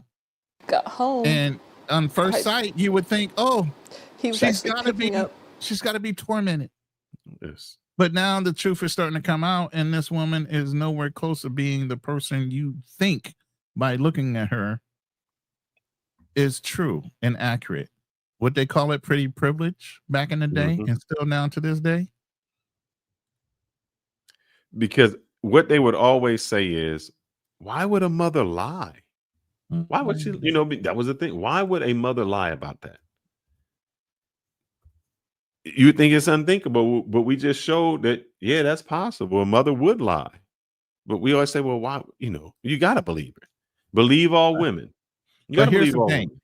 You hear a whole bunch of guys talking. Now we're going to put some women on. You heard Dana Dane and her skepticism, even though she still is putting it on the father that he possibly did something wrong without confirmation. Now you got a woman that actually went and dug in because she started seeing the remnants of a GoFundMe and this, that, and the other thing. So she's like, something's not right. So let's go ahead and play some of what she's saying and hear from a woman's. No, I think this is the niece, actually. This is the niece. No, this is a woman YouTuber that's breaking everything down. Night. And this She's going to have the is niece an on, though. update to the original video that I did about And just tell me if you trophy need me to wife fast who forward, because this is like an hour basically long. branded herself on Yeah, you being can fast forward it a trophy little wife bit, and I can click on it. All right, There so you we go. go there. Do you want to get to where she's doing this, or how far? Yeah, let's go ahead and break that down. You can see the husband now. This is the husband. All right, so let's get to that brother. He's about 9. One of the downsides of a man fully providing for you, if they have control, they're going to utilize. What did she call him? Man. No, she said no. She ain't calling no man. She said man boy? I think that's what she said. I thought she said man boy, but I kind of ignored it. They have control, they're going to utilize it. Hold up. Let's go A little back. bit further back. Yeah. With my own trauma, I watch my kids like a hawk. One of the downsides of a man fully providing for you, if Man they boy. have A control, man they're going to fully- a utilize man it. fully So that's something to be providing. aware of. Oh. If you don't want any of that, then marrying hypergamously is just not going to be for you, because they will Mama, come see. want to keep an eye on things and make sure that you're not out entertaining some dusty on his dime. As if that's not an issue. They're gonna monitor. Like, is a man All not men supposed to would be do like- that? I mean, he flipping the entire. Hold up. He flipping the entire bill. He paying for your kids. You not doing nothing. You a trophy, right? Yes, I'm making sure that my investment. I'm making sure that nobody is ruining my investment. Right. The hell she think this is? I'm sorry. Are we thinking wrong? I don't know. this if they could be, but Dusty's, they can't. Mommy's talking, baby. Yeah, mommy Can I see on talking. the iPad in a minute? Yeah, I ain't got time for you All right now. thank I'm you. online. So yeah. Again, ignoring her daughter. And you call this woman beautiful? It's just kind of- I'm sorry, she's not. No, she's ugly to me, but I'm just No, saying, no, most but people even would just, look at I'm it. like looking, nah. Makeup, brother. Makeup does wonders. It's just like, Now I will say, Go ahead. all right, I'll say this. So, she's not ugly. Like No. it's just coming out. She has a pretty. She's not but ugly, but compared to the photo on the left, that's not her. Yeah, that's a different person. That's a impersonator. Mm-hmm. Her representative. Of the makeup. part of the life. No, they're not. If you think that they're just going to be like, yeah, spend however much money, however, and go wherever you want. I'm not even going to be worried about it. They're not like that. Bro, listen, she's sitting here in this beautiful home, driving German cars, all kind of rings and all the things she would need. All she has to do is take care of her kids that she already had and maybe one that they had together. And she's sitting there fucking complaining. 4 kids in the house, all provided for. She's got the best of everything, and she's still not fucking satisfied. Yeah, D Ward, I'm with you, man. You're gonna have to really school your son And you're right. I thought it would never I got 4 of happen. them already that won't pick And these she- chicks. Here we go. I downloaded it. Before I went live, I made sure I She started changing shit. So under she started video noticing. tab, this is Hold on.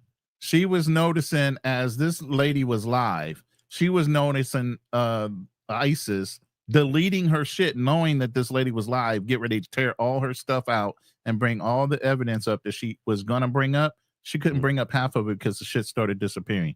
There was a live that ISIS was on that she was actually recording. When she ended the live, she deleted the live immediately because she knew this girl was about to go through it. And she was smart enough to keep it recording. So she's going to start calling some of the things out this girl was doing that was kind of like, if this really happened to you, why are you hiding? the only video. And under, wait a minute.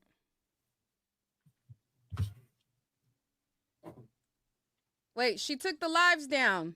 Literally just took the lives down. But you know what, girl? You ain't dealing with no rookie. You ain't dealing with no rookie just that fast. Within 15 minutes of me going live, she had just went live. She had just went live and she clapped back at the niece. And it was under the live tab. Now she took down both it was 2 videos that was under the live tab. I can't, there's no live tab anymore, meaning that she took down both of those videos. Took everything down. Took everything what? down. If you Before go on I her went page right live, now. I Yeah, said I'm there something now. She about took this everything made down. me feel like she gonna delete this video. Something about this made me think she gonna delete this video. And guess what No, I it's did? got too many views. She's not going to Downloaded it. Mhm. I downloaded it. Before Man, she I look went live, different. I Man, made she sure I downloaded the video. That's smart. Girl, you ain't dealing with no rookie. Girl, you ain't dealing with no rookie, girl. Before I went live,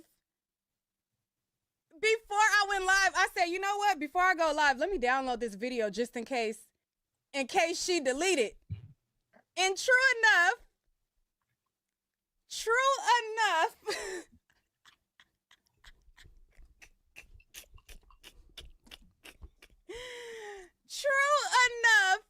I'm over here. We ain't even made it to that part of the video yet.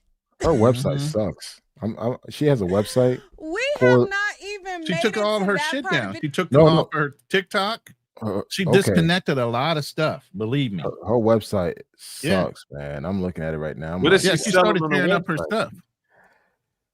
ebooks, consultation, Mhm. dating She was tips. trying to turn into a Shira 7. She was literally giving advice like Shira 7 on how to become a trophy wife, how to find a good man. She was running all the scenarios as if she was the dating guru for Wow. women that And wanted you know rich what? husbands. I pity the women that pay for this shit. I You really got to pity the men that pay for dating coaches as well. Yeah, but I just feel like, you know what? Yeah, any dudes that paying for dating coaches or how to become a gold digger or a trophy wife, I hope you don't find nobody. It just live a miserable, lonely life. You just fucking pathetic. It's just like whatever. Oh man, like seriously, man. It's like certain things you can. I mean, you just have to apply yourself, man. And I don't know, man. Let me be nice. I want to be a good guy. No. We told you about that cape shit, man. Put that shit up and speak your mind. I mean, you're trying to be so PC, bro. Sometimes you gotta. No, my thing is like even with the dating coaches, like even dudes paying for this shit. I'm like, bro, take your ass to the gym. You know, put yourself in an uncomfortable environment and just start applying certain things, man. Look, a guy like Phyllis can't teach a guy that doesn't have the look how to attract women. Dude, you got to work on yourself. You got to like, hey, okay, what can I do to become a better version and put myself out there? Sometimes you got to take chances. But I'm gonna clap back on that. I think you can, in this sense. I think you can make somebody, you can put them in those situations, and you can keep putting them in those situations, because a lot of guys where they fail at is they just can't even go to the situation. They don't know how to talk. And so you have to almost force them people. There was, and I say that because there was a guy who used to help work out. He just couldn't talk to girls. And I used to have to be like, all right, man, just watch. These girls in the treadmill, you're gonna see. Easy conversation. I'm not trying to get nothing from them. You just got to be able to do it. And when he hears it, he's like, man, that sounded so easy. Now he's not gonna have the skill level that I'm gonna have, but when he's not able to see it, he'll never be able to do it. So sometimes you need to push them because them guys just will never talk to nobody, man. They scared of rejection. And you almost have to show them that, well, I can be rejected too. It's nothing. It's just like sales, you know. You got to get so many no's to get that yes. Correct. So I think, I wouldn't say a coach, but somebody, you need a mentor. You need somebody to put you in an uncomfortable situation so that you can prepare for it. Some guys will never do that, man. They can't go beyond swiping right on Tinder. And you know what? And thank God I was raised in the 80s, dated during the 90s and early 2000s. Yep. I remember the days where I had to keep a pen in my pocket just in case. Oh, man, that's crazy. Y'all don't know how that worked, man. You know, when you went to the mall, was a game. Yes. When you went to the mall, you used to have a pen. You used to have a pen. You go to the mall. That was like one of your things. Like you say, you got your cell phone, you got your pen. Right. You got to write that number down. Pen and paper. Pen and paper, man. And then at the end of the day, when you leave the mall, y'all counted up. Who got the most numbers? Who got the most numbers? That was a game. Shit. So you had to go talk to chicks, man. Shit, I remember writing a number in my hand, the palm of my hand, and not washing my hands until I get home. But the whole thing is, if you did it in your hand and you talked to too many chicks, they started seeing all the numbers in your hand, and they were like, "What's all this? Why you got these other numbers?" I think that the hand was always reserved for that best one.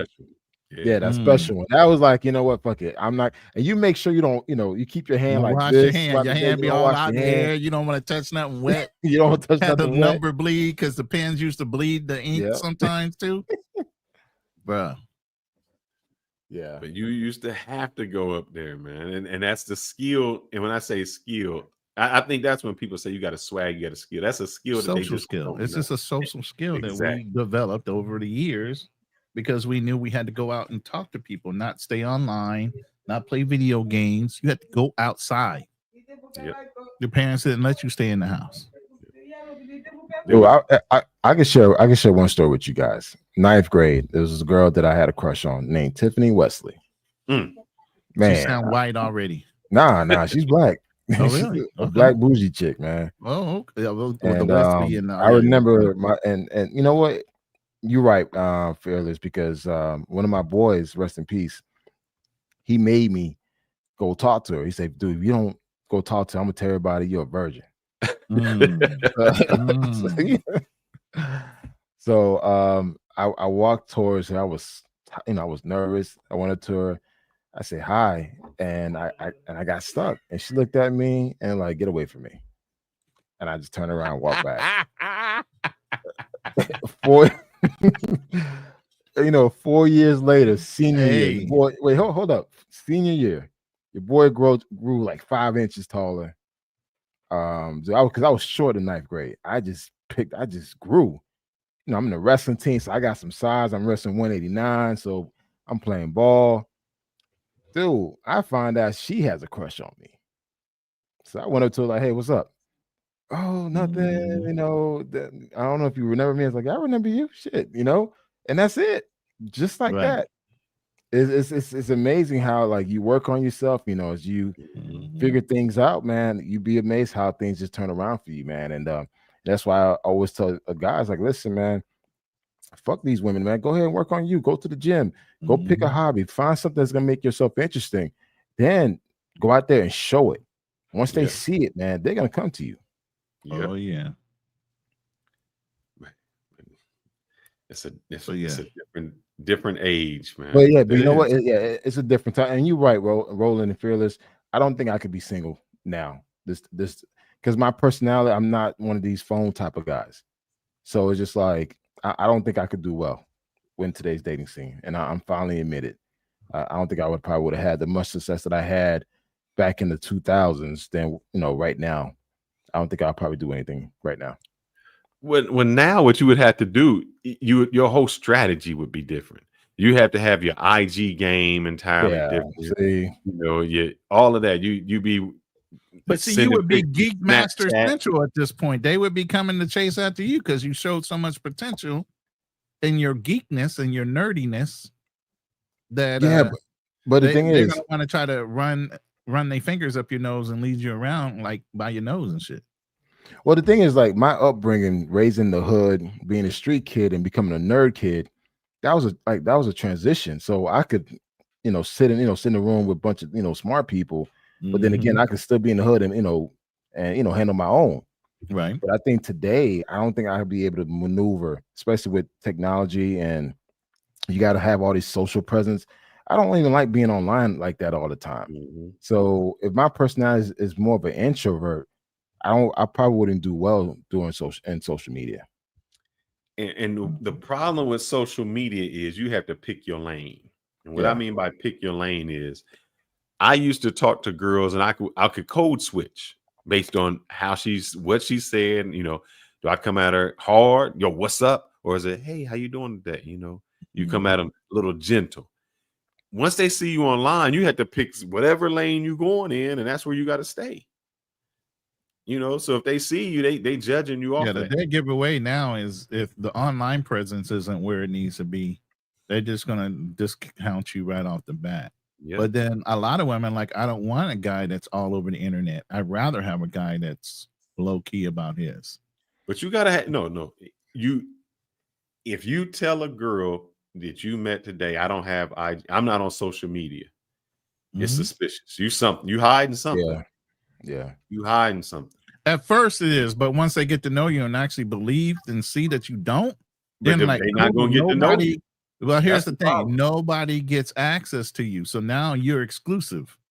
Because That sounds you're good, but they're not tempted. gonna get to know you. They're not. They don't remember. Some of Here's them the will. thing, man. They don't change numbers no more. Ron. You thinking they exchange They numbers? ask for your handle. Right. Yeah. Yeah. What's your IG? Yeah. Ain't no your number. handle. And if Yeah, you I go know. on, and here's how, not only that, if you have a whole bunch of posts and you don't have that many followers, that's an issue. Yeah. That's Oh an yeah, issue. you ain't got your blue button, this, that, and the other. You ain't got a high following, and then you're not popular. Or I mean, I've seen people when they go in and they be like, "Oh yeah, this is a scam account." I'm like, "What are you talking about?" Because I guess all the posts are like, within a few days. A few days of each other. Yeah, they Yeah. drop on like 10, 15 pictures, and it's like from 3 days, and that's it. And they're getting like thousands of followers of these numbnuts that just follow anything. I Yeah. challenged a lot of guys during some of these panels, like, look, man, if you guys don't know these chicks personally, why are you giving them access to you? 1, 2, why are you growing their fan page so that they can get monetization off of you and possibly get sponsored off of you, and you don't know these chicks and they haven't breathed a word to you? Why are you following these random ass chicks? Because that's what they do nowadays, man. If you go to a Tinder, a Bumble, a Hinge, or something like that, what they'll do is they'll say, "Hey, I'm this, I'm this. I'm not really on here a lot. Follow me. If you want to get in touch with me, go to my Right. Snapchat or my IG. Or go to my super link page where it takes them right to the OnlyFans and all the other stuff too. So by the way, we got our first super chat of the day from my boy Just John. He says, you got rappers DMing 100 women at the same time. They playing the numbers game, man. Yeah. Them rappers are playing. And I'm the sure numbers out of that 100 people they're DMing, most likely they're getting a 50% to 75% response rate. Some people, And some just of don't them know know who he is. Yeah. Some And of them know are- because here's what I found with some chicks. Some chicks just want to be able to have the power to say they told Yeah.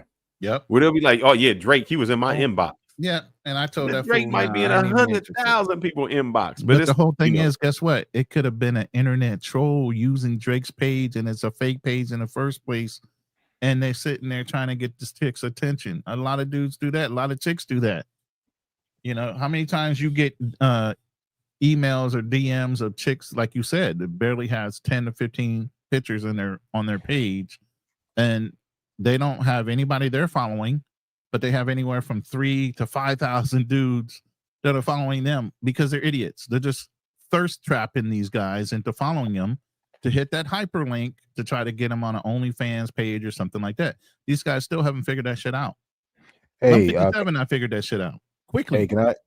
Hey, can I share something with you guys? Go ahead. I'm gonna show you something real quick. During my early stages of traveling and dating, like 10 years ago, 10 plus years ago, when I was using Tinder, this profile used to give me a lot of ass. And the reason why is that because they like the fact that I was showing different locations, different parts of me and locations and personality of me. And like I always tell guys, man, if you're gonna do the online dating thing, make sure you put some quality pictures up of yourself. Show different side of you. Don't just show you just standing in front of something. Like just show like you've been around, you've been to places and everything else. And I tell you this profile, almost every country I went to, bro, I used to have things lined up. And of course, the description will be like world travel and everything else. But that's the furthest I probably go, man. Because really, my personality, I'm more of an introvert, but I know when to turn on my extrovert side.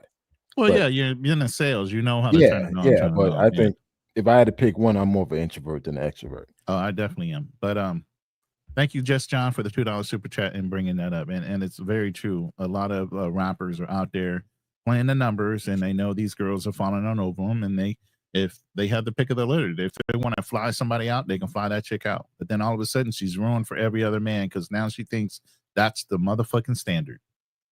And this So is when is the the- women start to get delusioned. But is the But new we're on thing we're now- on a different topic. Are we going to go down this road?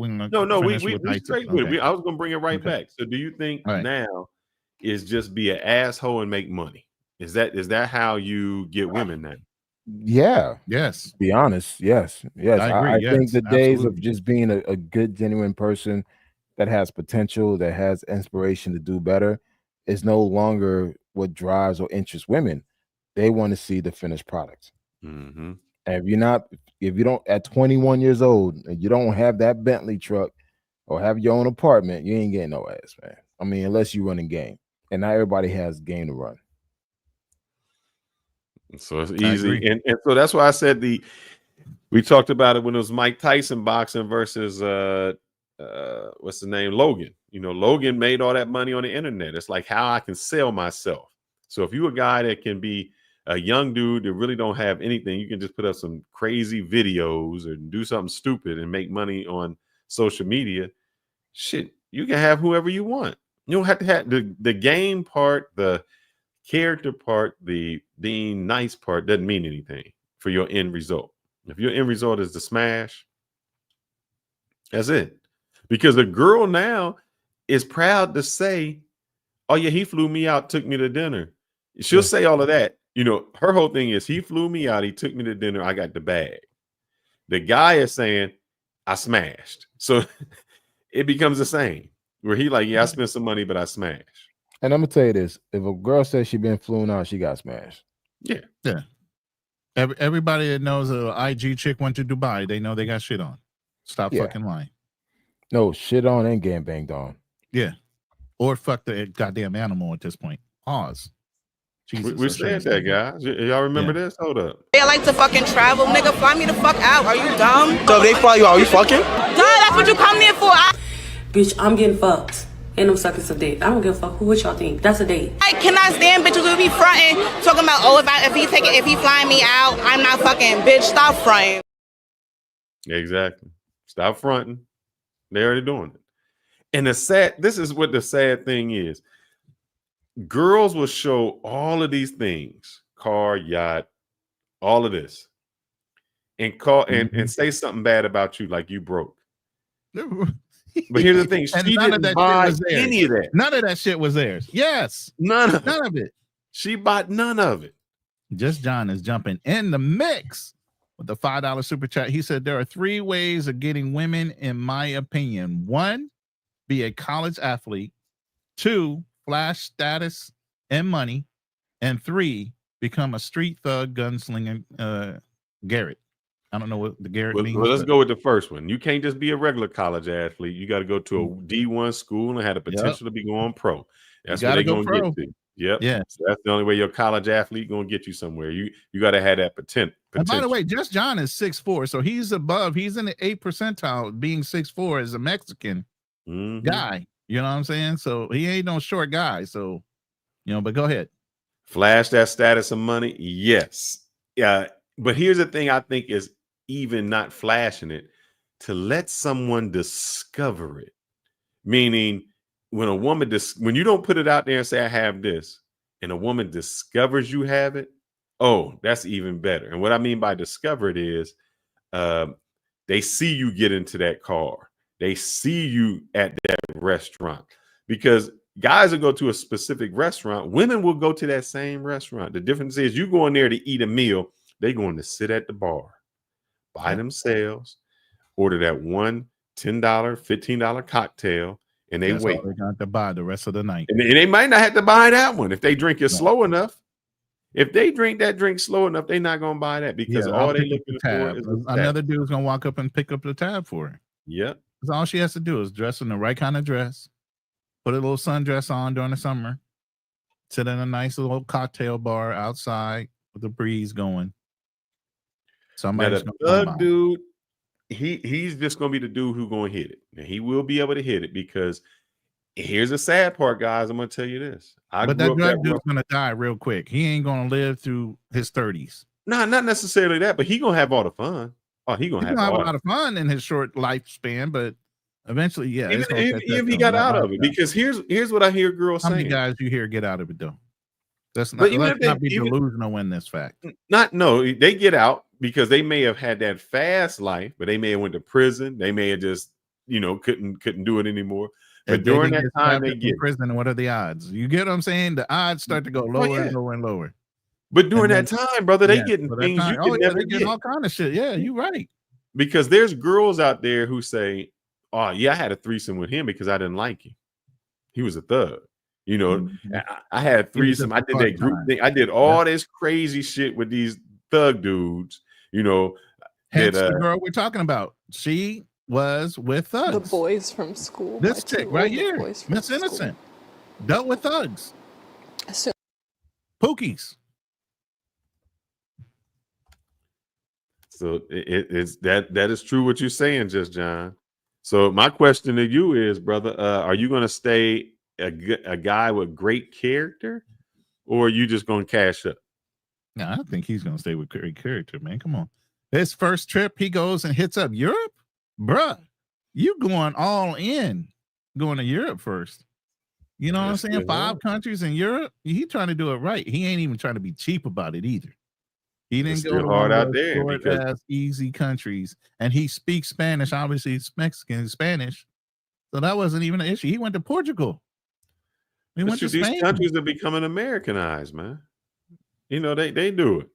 I mean, I can tell you in DR, girls was trying to get me to buy a phone that I didn't even have. Like, what the hell? I need this new. I need that new iPhone. Chick, I don't have a new iPhone. Yeah, exactly.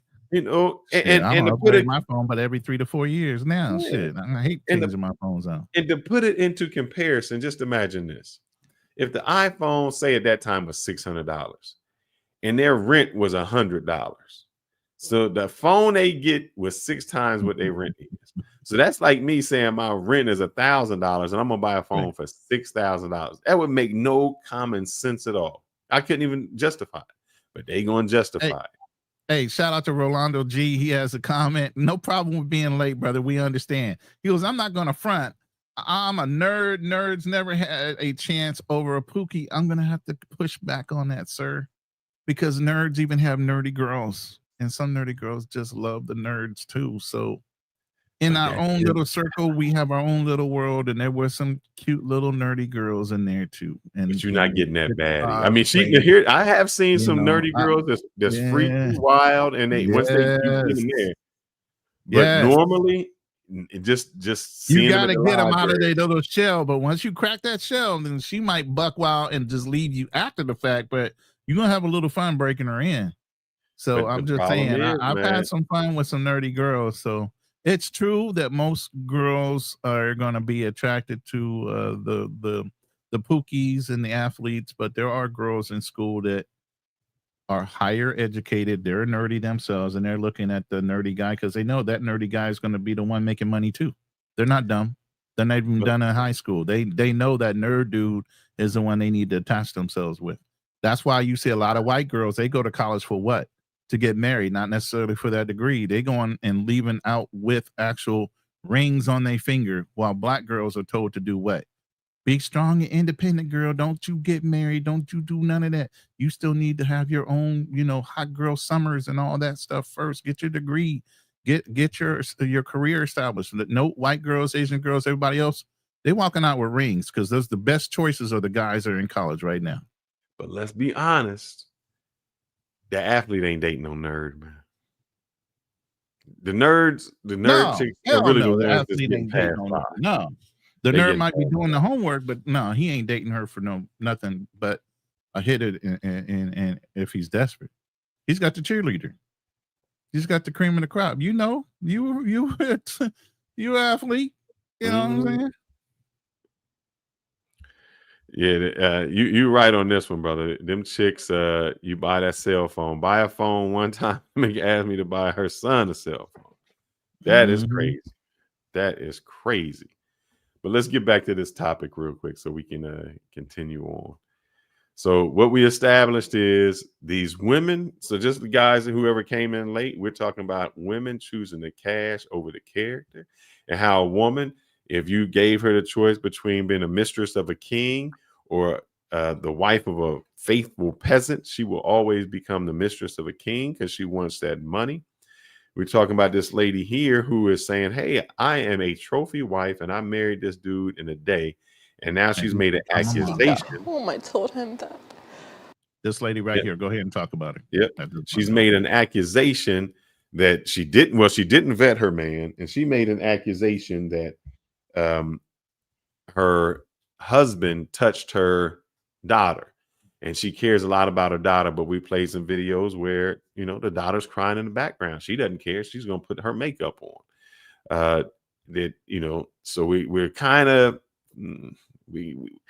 we just don't know about this story yet. Right now, it's not passing the smell test. Right. She's got these alligator fake tears that's not falling. She has a GoFundMe page. She got $8,000 in that. She making a video here, and she wants to put it out on the world. So we going back. We want to find out. So hold on. Let's bring this. I'm gonna show them the GoFundMe page before we finish. So right now the GoFundMe page is at $8,408, and one lady dropped in $4,000 right off the top. Woo. That's an insane kind of money. And let me say this, guys. We all on here. If that woman can drop in $4,000 on a fake, hold up. If that woman can drop in a $4,000 on a fake accusation, y'all can throw us some money in the Cash App. Y'all can give me $1.99.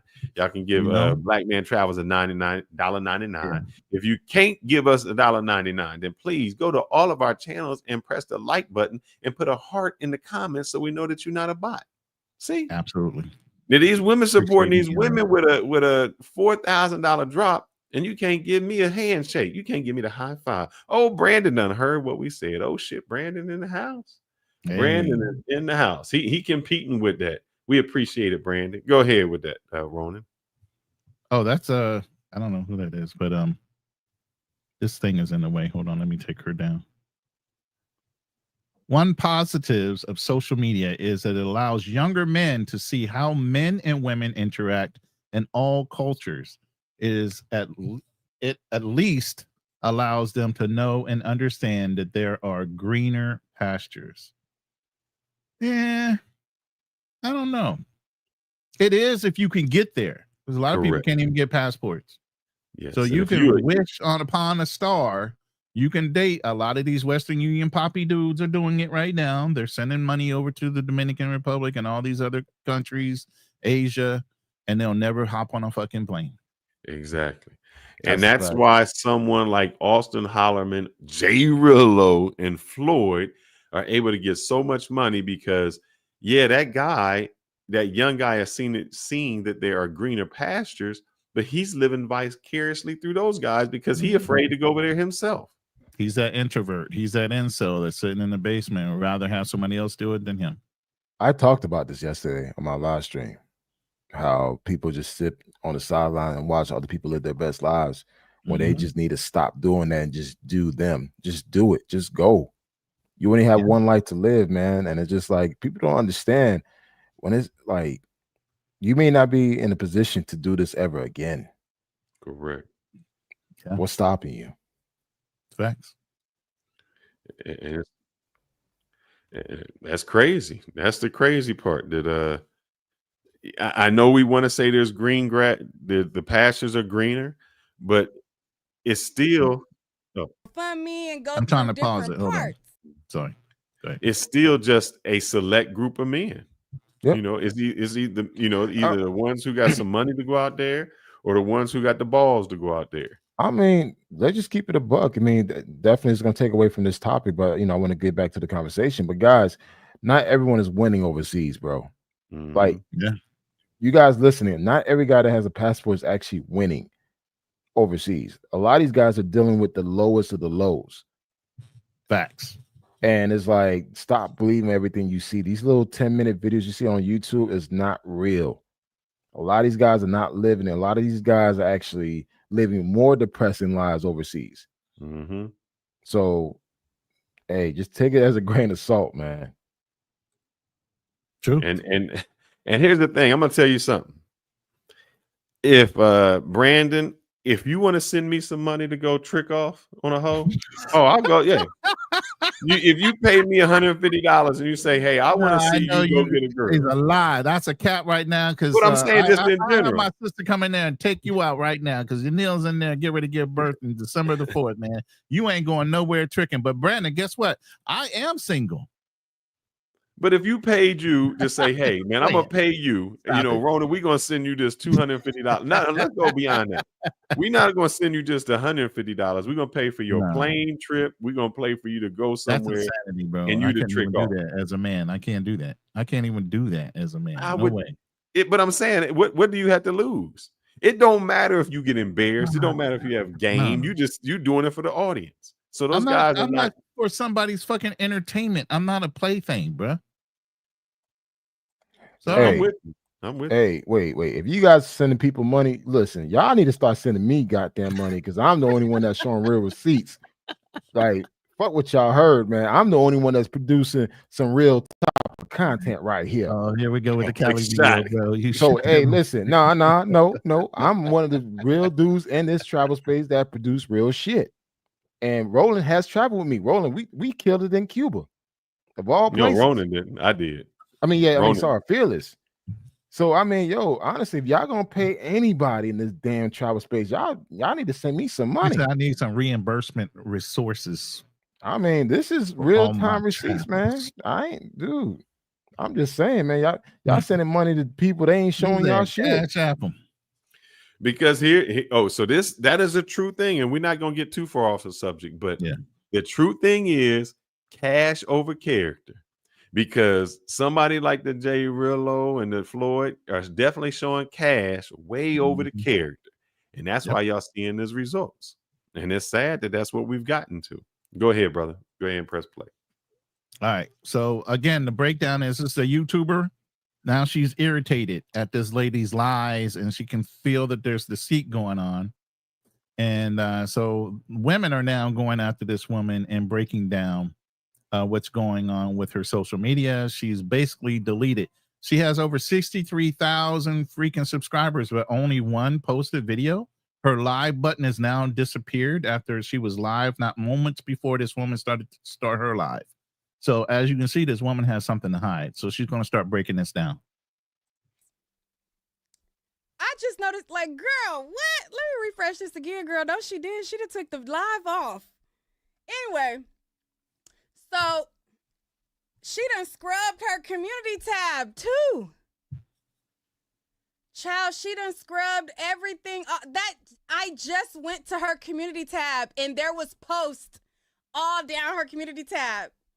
She just scrubbed her community tab, which I ain't gonna hold you. I think is good because you're going viral and all down her community tab. I wasn't going to go all through her community tab because it had tons and tons of pictures of her kids on there. And I'm not, you know, I'm not going to expose her children at all. Right. But Isis, I think that is good that you took all of those posts of your children down, because you took away their privacy. So anyways, so let's get to the GoFundMe. So 2 days ago, We got she to had that. Do we want to posted, get to "I that, or can't we want to begin get to the to niece? express what We it's can go ahead meant and to skip us." to the cousin. Go ahead. Had Let's see. Where's the niece at? rebuild, On you the know. niece, yeah. And you're just filling your eyebrows in and putting some concealer over those extra hairs and thinking nobody can see. That's what you doing, chick. Let's see. A neutral. Let's see. A car. Oh shit. Car stolen for her. Let's see what she talking about. In the blink There's of an eye, and I'll daughter look in the back and background. they'll be like in their 20s. You guys can probably hear my 1-year-old down there playing with her dad. She has such a high-pitched voice that carries everywhere. Ladies, keep up with your eyebrows, okay? Like, I know some of y'all are not keeping up with plucking your eyebrows, and you're just filling your eyebrows in and putting some concealer over those extra hairs and thinking nobody can see. Honey, minus 10 points. We can see it. It's not, the concealer is not taking the hairs away. We see the concealer on top of the hairs. Girl, keep up with it, okay? So my first ring was 10 grand, so it wasn't a super expensive ring. And the ring I have now is 20 grand. Hell? But Wait, her 10 first grand ring was wasn't how much? expensive. 10,000. That wasn't expensive. She went for the $20,000 one. Upgrade. See, that's when that's when you worried about what's on more on your finger than what's in your head. Hello. I make money and I ain't buying no $10,000 ring. Shit. We're gonna invest that money. That's what I'm talking about. The hell we gonna do that for? Yeah. $10,000 ring. What the fuck? Because she wants to see. That's about somebody who wants the outside to know what we doing. Right. But go ahead. And nobody's gonna know how much you spent on the ring in the first place, because unless you sit there and say, "Girl, he didn't spend $12,000. He's just gonna." You just flipping the ring around for who? I would be just like what's his name? Ojo Cinco. He said he got all his jewelry from Claire's. He's like, those rings you seen, they was $5 diamond rings. There's a cousin right there. All right, let's so get we're to gonna the skip right to that, and we'll start right there. Have questions about ISIS. At the end of the day, I'm also I'm a devil's advocate type of person. I'm a very objective person. So even though my eye is raised on ISIS, don't mean that you could just feed me anything and I'm just gonna go with what you say because you say what you saying. Because what you saying make your uncle to me seem suspect still. So what the niece basically said, and I'm gonna play what the niece said as well, but this is alleged. All of these claims are alleged. The claim from ISIS against her husband is alleged. Let's and just the jump claim a little bit. Come on, She just a comes little to tell a bit. totally different story. She too, when she was younger, was abused as well, and now she's defending. And I'm not saying she didn't say by who, but now she's defending the uncle. I mean, now she's saying it's the son, the new trophy wife's son, that this. All right, and this is from Eternal Sunshine 77 on TikTok. Now, how do you know? How do you have proof of who did what to be so confident that your uncle did not? The trophy wife's husband. And my name is Dee, and I am the niece of the trophy wife's husband. Now, I know you know who the trophy wife is because she's been going up and down my timeline for the last couple of days. Her name is Isis, or Paloma, which is her real name. Damn.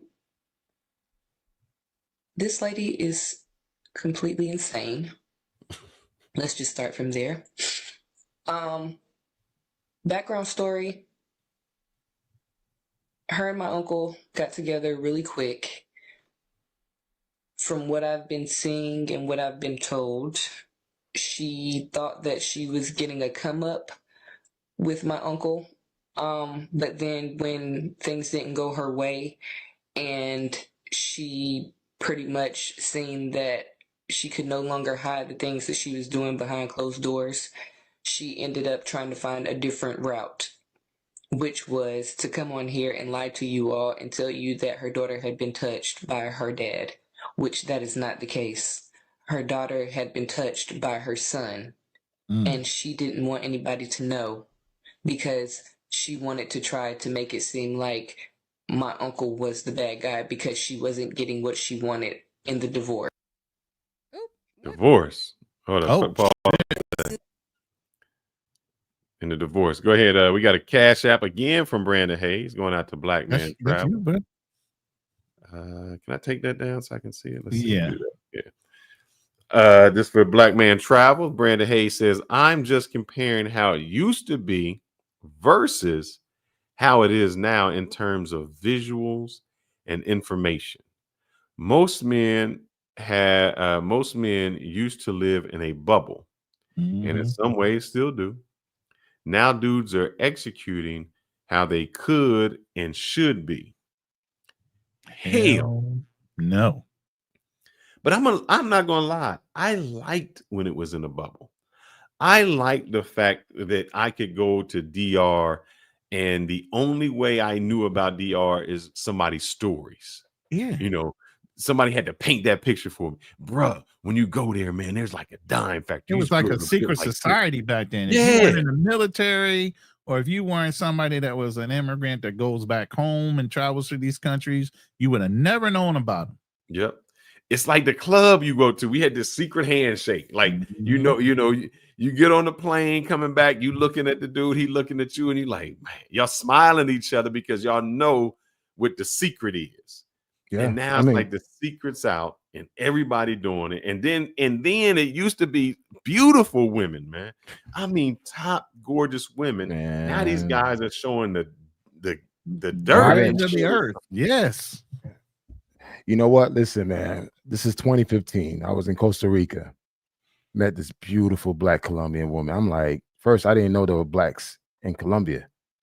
And I met her, we spent the day together and stuff, man. And she said, yeah, you should go to my country. I'm like, where's your country? It's Colombia. I'm like, Colombia? Like, yeah, I'm from Cali.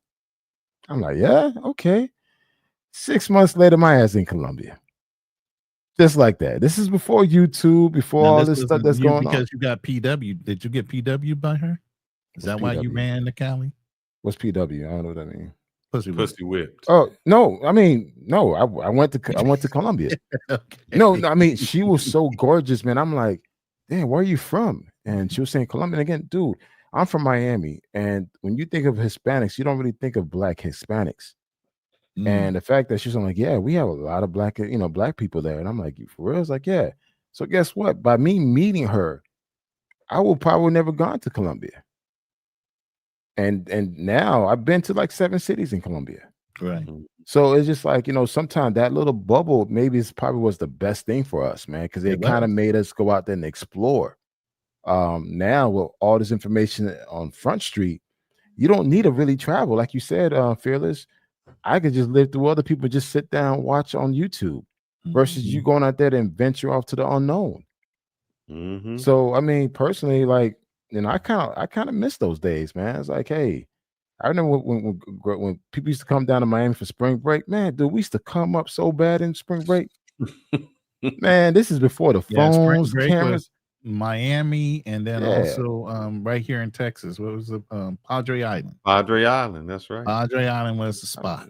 Bro, stuff we were doing back then before the game, fucking cameras, phone cameras. Come on, and man. when you used to, why you used to do it? MTV Spring Break. You remember that?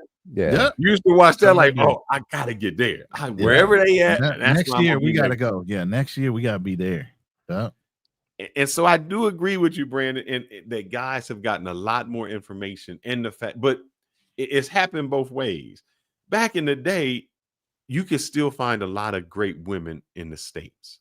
You know, there were still some traditional women. Look at the 90s, you know, you see like the girls with the bobs and stuff. So it was still good women. So it kind of moved to where the women aren't as good, and now the men had to travel.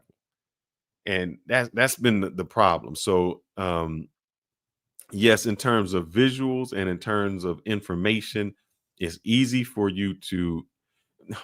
So here goes the thing. All right, so let me think about this. Let me try to break this down. Is it the journey or the destination?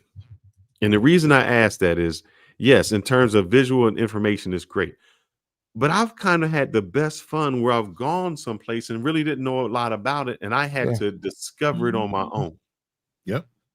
I had to ask somebody where they got this at. So I wasn't taking the word or looking at what somebody else doing. I had to go through that whole discovery phase, and that actually made it sometimes a little bit better. That somebody wouldn't just feed me something.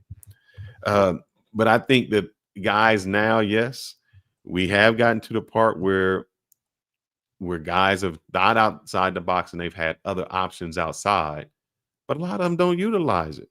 They don't utilize that, man. They go 10,000 miles to find you go all the way to Asian to get a fat girl. What the hell we doing? I'm seeing that a lot more now. Like, wow, really? This is what y'all limit yourself to? But all right. By the way, I have another poll going on in my room, and the poll says, is this an open and shut case now that you have more information? Yes, no, or not sure still? I'm on the fence, and I'm a person that says I want to wait for the evidence. Same here. Okay, we're going to get back to this real quick. Not the niece. Her daughter had been touched by her dad, which. All right, I was trying to pause it. So anyways, why did it go like this?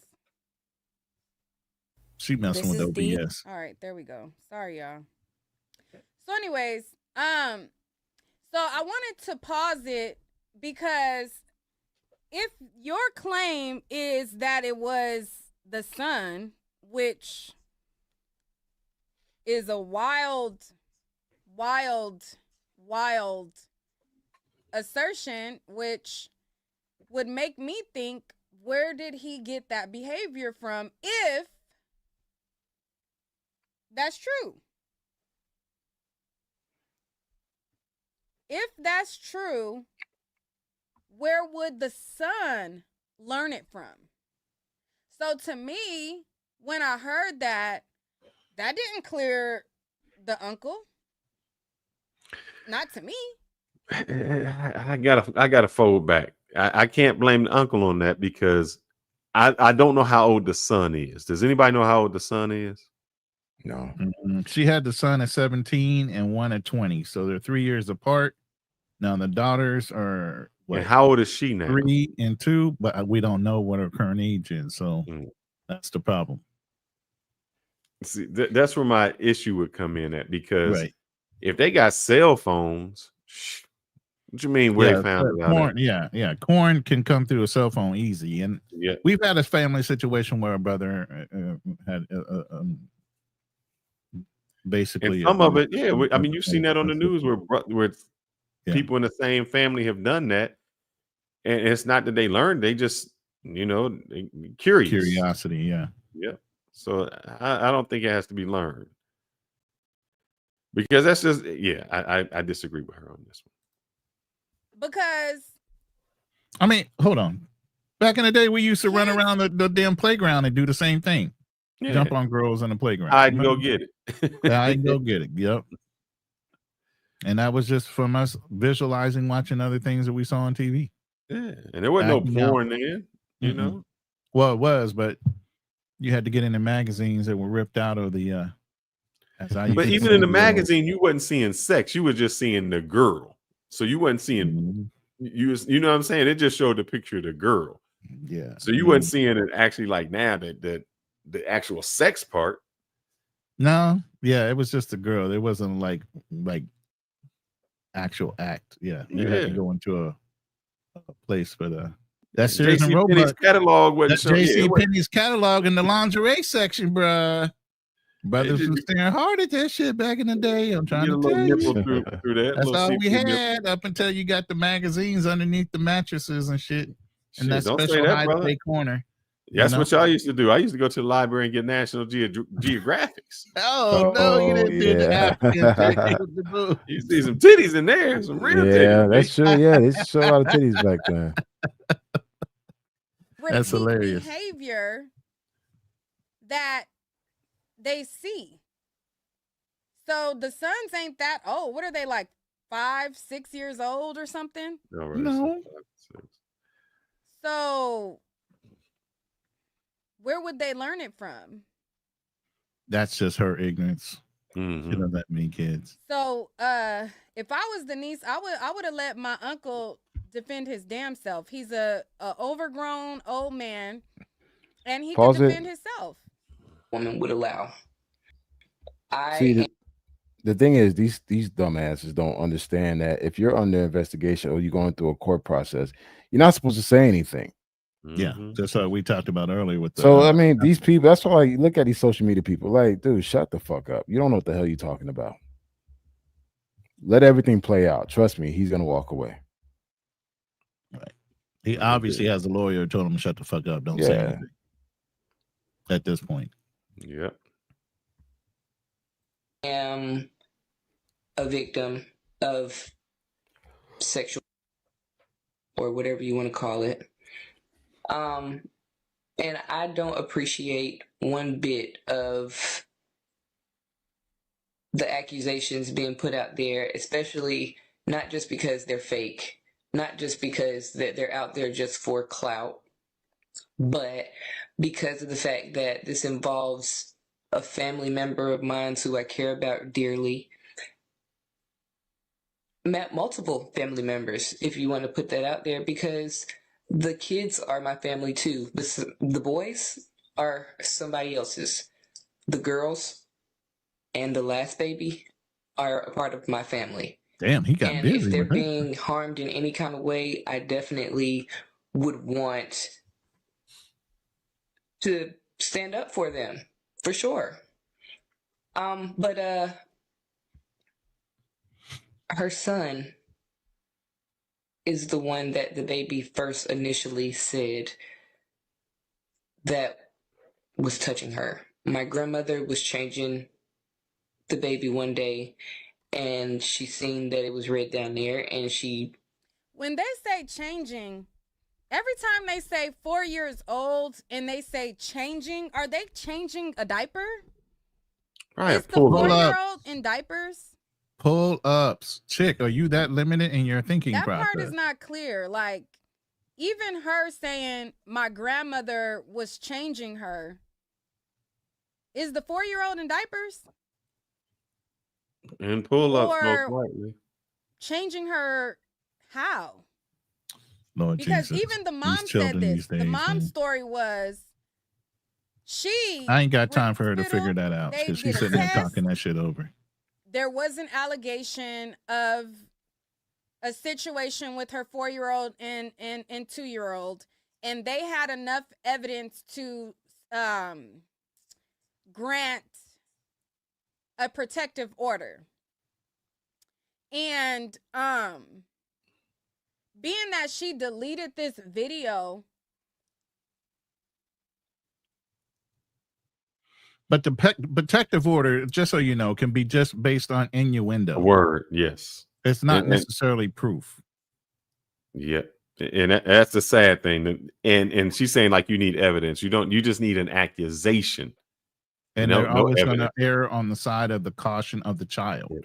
And let's tell you how jacked up this. Let me tell you how messed up this is. Let me tell you how fucked up this is. When that accusation comes, because I think you showed that protective order, he not allowed in his house. Yeah.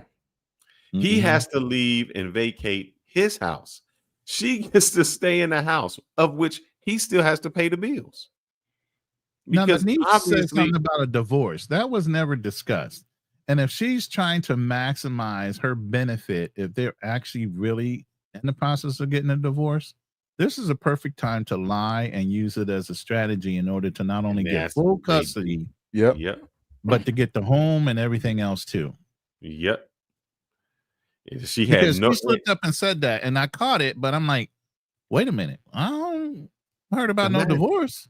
getting a home of which you have no. You moved into his. You was homeless, and you And it's moved not into like she his. can afford to pay, so she's gonna definitely get alimony because she's gotten 3 kids now by him. With 2 I'm kids. assuming. 2 No, kids. she said 2 girls and a new baby. I just caught that too. So there's now 3 new additionals besides for the 2 sons. Is it? I don't know. I gotta see. Yes. It's Let's read crazy. this super chat from Brandon. This is out the Black Man Travels here. Brandon says, "Is this ISIS chick trying to go viral?" Yes, sir. Absolutely. She's been viral. Yes. She's not yet trying to go viral, been viral, got her Cash App up, and crying alligator and a tears goddamn again. fundraiser for $8,000 already. Yep. She is what she is, but the guy who married her deserves blame too for this mess. Truth. He came into a situation. She got 2 kids. She had one when she was young. He picked her up when the second guy was kicking her out. So, she played the sympathy role. That I need a place to stay. I need this. So he's seen the problem she was. And he put his cape on. She was the kryptonite, but he put his cape on and said, "You know what? I'm going to save a hoe." And that's what happens when you save a hoe. He didn't access her character properly. Yes, this is where we go back to our generation. This would be me, Canals, and them. And the group that we would recognize is Belle Biv DeVoe. You can't trust a big butt and a smile. So he's seen all of that. He's seen everything she was bad about. And like guys, we think with the little head and we overlook all of those red flags because we say she's pretty. And because she's pretty, we overlook the red flags. And that's a sad thing that we do. We let a pretty chick get away with something we wouldn't let a fat chick get away with on day one. Continue on. Imagine what his rich non-black buddies think of the situation. Well, now they probably think he's a child sex A guy. They probably think and looking at him at like, see, we told you so. We told you so. Why would you bring this chick into your life? That's what they probably thinking. And they probably thinking this. And that would be the reason I don't marry a black chick. That's what they think. I mean, they probably had all the stereotypes for him. Go ahead, Black Man Trav. Go ahead. No, I just want to take a moment to thank Brandon for the super chat. I really appreciate it, brother. Thank you. Brandon, thank you. Appreciate it. Like we said, you helping us out. We figure it's not $2,000 like the woman got in her GoFundMe, but that $20 goes a long way. And I know that Kanawha appreciates that. So that is greatly appreciated. And the fact, and I want to say this because if those women can support a woman sitting there that may be exaggerating and telling a lie, this channel should be able to support guys that's trying to give you the truth.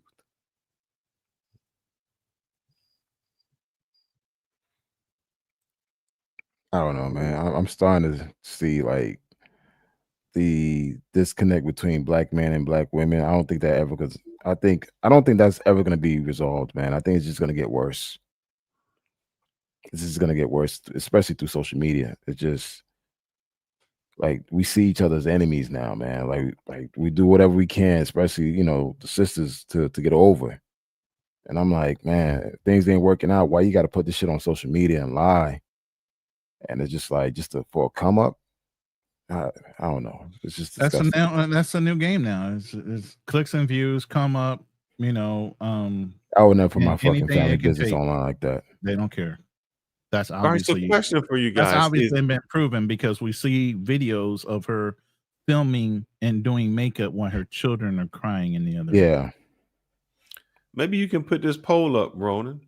Is clout the new currency? Yes.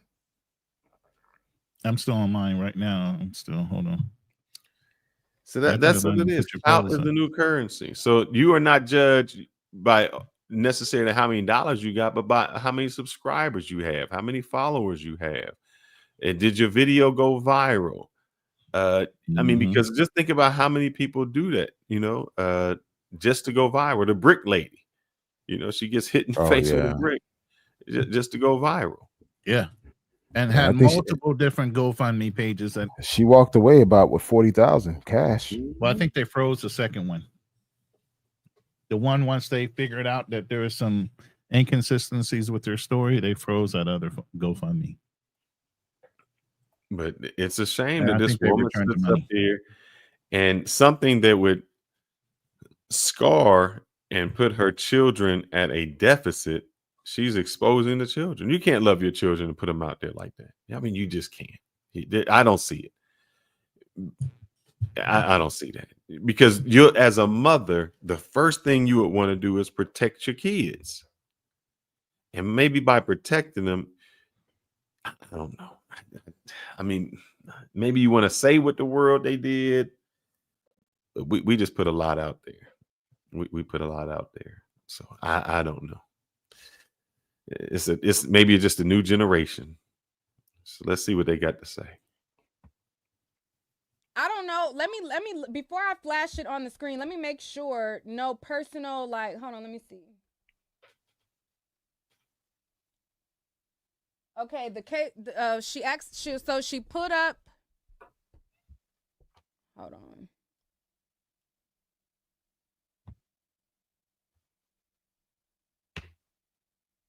All right, I'm not going to share the case number, but I'll put this part.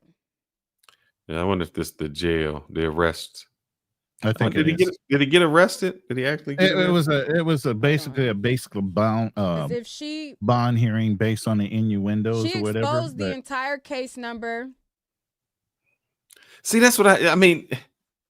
Why is she putting that up there? Is she putting that up there just to tell people she did that? Yeah, showing proof. Just kind of show proof that that really happened. See, I actually have a case number, and it came up too. She did So that when on it a gets to the different part where live. she shows the paperwork, Let's see. Get to the paperwork. Get to that. Did she not show the paperwork? I don't see page, paperwork. and She's so showing this that. was her. There's the response. case number. Oops. Let's go This show was the- her response to the niece. Hold on.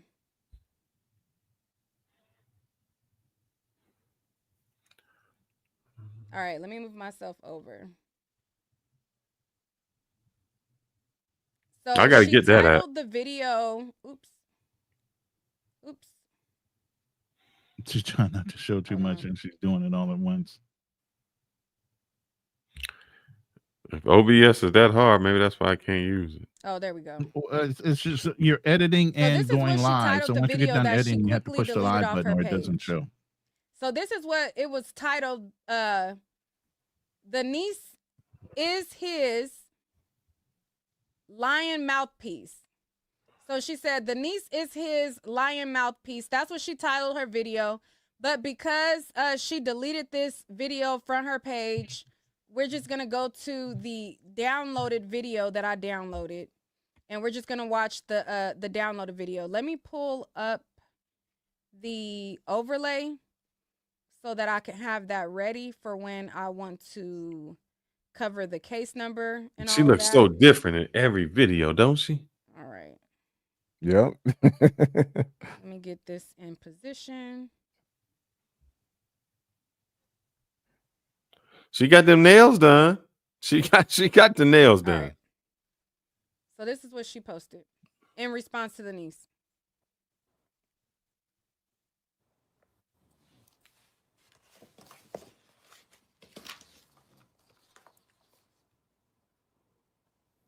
Go speak. Damn. Hi, everyone. Oh, she waiting for the room to fill up, so she's going to be more dramatic. Yeah, let's get to it. Trying to come on here and blame my son for the sick and disgusting things that my daughter's father was doing. This is not a game. This is not a game. How dare you? How dare you blame this on an innocent child? You talk about you got proof? You have proof? I've got proof right here. Right here. Show me. Oh, hold on. I don't want to. You know what the crazy thing is? Everything she's Your doing. paperwork. Show me your It's paperwork. not. You talk about No, I it's and saying it's something it's different gonna than when I was in court. it's gonna backfire Honey, you on weren't her. even. Yeah. You're not supposed to show. You're not supposed to show documents, man. On a On an open case. Oh my That's god. why the attorney tells the guy to shut the fuck up and don't Shut say the anything. fuck up. Don't say nothing, man. Let everything fall. That's why the husband is not saying anything. And when she says shows proof, it's not really accusation. showing proof, man, because all you did was show proof that there was an accusation. You haven't shown proof that there's actually something that he did. So I just want to make sure we don't use that word. She's showing proof that her proof is, yes, she probably filed a police report or there has been some police report done. So that is proof that she did take that step. So I will say that is more than a lot of women do in domestic cases or something. So she took a step to say, I did file it. But the guy is still innocent until proven guilty. We have not proved his guilt yet. So, you know, an accusation is that. We got Brandon in the house. Brandon is going to be the sponsor of the show tonight. Brandon damn, yes, is he a paid is. sponsor. He's making it here. He's a sponsor of the show tonight. Couldn't get it out. I got to do something to make that special in the future. Kanal made a good point about how this would create even more division between brothers and sisters. But weren't the seeds of division already planted?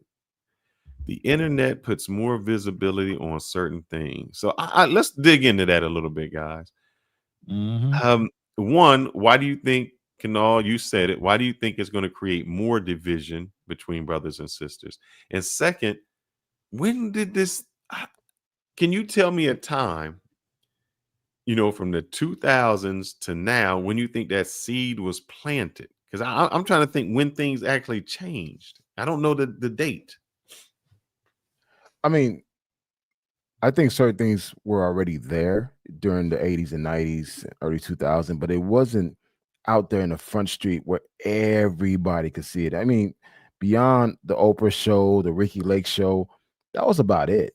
You didn't really have any other platforms or, you know, the Maury Povich show. I mean, there were only a few shows that was actually highlighting the fuckery. But now you have people with their own individual platforms, men and women, who are creating that division more wider and openly, that people could see, that where other people outside the US could see the dysfunction between black men and black women. Now you got black men traveling overseas to find love because they got to the point where they're just sick of dealing with American women, and they're saying it openly. So trust me, the world is watching. But when did it change? We grew up in the time of hold up now. Let me push back on this a little bit. But we had grew up in movies back in the day. Wait, we had movies back in the day. We had music. I don't want no scrub. All the love stories that were going about, men were begging and women were like, no, no, no, no, no. Women were not singing love songs to men. Women were singing R&B songs about their independence and how great it was, while men were still, Keith Sweat was famous for begging. All the women who independent, throw your hands up. Yeah, but the thing is, all that was during that time in the 80s to show more separation between men still desiring traditional relationships and wanting to show their love through their songs and everything else, and women thinking and the vibrato and wanting to have that masculine energy about them being independent. They don't need no man. They can make their own money. They don't need no scrubs. They can do it all by themselves. The girls were even changing the way they dressed. They were dressing more mannish. They had more clothes on. They did not have all the dresses on like they traditionally used to have. They changed their whole persona in the 80s. That's when it happened. Mary J. Blige changed it up. And I got to agree with you a little bit, Ronan. I wasn't going to agree, but I think it was the women that went their way, because during that time, what did you see? You seen Babyface singing, he doing good. Still but the begging. movies that were made was how Stella got a groove back. What was the movie with Whitney Houston and all of them in? That was oh god, that movie that was out. Waiting to Exhale. I think. Yeah, Waiting to Exhale. You know, Waiting to Exhale. Color Purple. Guy, you know, they always shed us in a bad light, and guys were still singing that. You had Jagged Edge. We were Let's still Get begging. We were still singing love Married. songs, and the women are like, we ain't having it no more. Yeah. I mean, I still remember John B, the white dude. I mean, you had I wanna sex you up. I mean, we were still singing the romance. Luther Vandross was out there. All of that. Can you pay my bills? Yes, thank you, Zakana. She jumping in here. Come on, girl. She naming them right there. There you go. Yep. So I understand, but I think now with today's social media platform, I mean, again, everything you said was based on radio station, you know, music that's being played, but it wasn't as grander it is now. Then. Yeah, because that was our media back then. We didn't have the internet. The internet wasn't like a thing. So everybody, it wasn't even affordable. You had dial-up back then. A lot of people couldn't afford a computer. So now it's 10 times worse because we have multiple platforms. It's absolutely amplified now. Yes, I agree with you. Huge now. But back then, I mean, we barely had two-way pagers back then. You know, it was still localized to where you could only talk as far as maybe the best-looking girl in your county. It wasn't international or even national. Now with the internet, man, you can talk to somebody across the fucking world. That wasn't accessible for men back then. Yeah. I was going to say something and then I had to look up the facts. I was going to say that there's more men on YouTube than women, but actually it's slightly more women than men that use YouTube, with the men women making up a slight 1% difference. Because I thought I was going to say that because buying power too. We might earn money, but the women have the highest earning, or as far as spending money, they spend it more than we do. But if Fearless, but if you look at Instagram and TikTok, women dominates platform usage. Oh yeah. So do you think that them getting on those platforms changed it? Yeah, I mean, it just kind of gives them to create that little cesspool area where they could just bitch and cry. And let's go back. Hold up. Yeah, I know you said that they get on the platform to bitch and cry. So that's the when you say that, I hear the result. But they had to bitch and cry about something. What was the cause? I guess a lot of disenchantment, man. You know, it's like it seems like everyone's going through the same situation. Well, you know, I met this man, he played me, this and that, whatever. I'm like, yo, you chose a piece of shit of a dude. You try to change him, and this is the end result. That's what it is, man. It's not coming from them meeting a good quality dude with character, integrity that could actually do right by them. No, they going out for that top 1%, top 10% of men or knuckleheads. They're thinking that they could change that person, but they always ain't getting the same end result. So now they go create their little platforms and just bitch about it. So do you think back in our day, I want to say this. I'm going to tell you, I think in my day, the shift started happening with the crack cocaine. Why? You started getting these young dudes with expendable money. 80. And now they can flash the money. And the girls, you know, if you get a young high school girl, would rather be with the dude who 20 years old rolling up in a car. I mean, it ain't had to be a Benz. It could just be a car when you were still riding a bicycle. Shit, and fuck that, bro. I remember fucking 6th grade, 7th grade. Girls in my class fucking like dealing with dudes in high school with cars. I remember this. I mean, I'm a 6th grader walking to school. Right. I'm a 6th grader walking to school and I see a car pull up and I see the girls jumping in the car. And I know these girls 6th graders. And the high school guys skipping school, going picking up, bro, man. So right, and now you got this new, now you even got this new 4B movement that's spreading across the country, all because Trump got elected and the blame is on all men in America that they went against That's feminine. the dumbest shit ever, man. You know what, and they're ladies? gonna starve themselves out of dating, marriage, sex, and children. And spending look at the money people. on this, that, and the other thing, man. I mean, And come my on. thing is this: look at the people who are saying that dumb shit. They're all the feminists. No, look how they look like. Look Oh, what yeah. they That's look what I'm like. saying. Most of They them wasn't like, getting nothing in bro, the beginning. Yeah, they you weren't wasn't gonna get getting any nothing. anyway. It's like, yo, yeah, you be all right. He ain't missing the goddamn thing. But I just But don't know. that 4B movement came from overseas to begin with.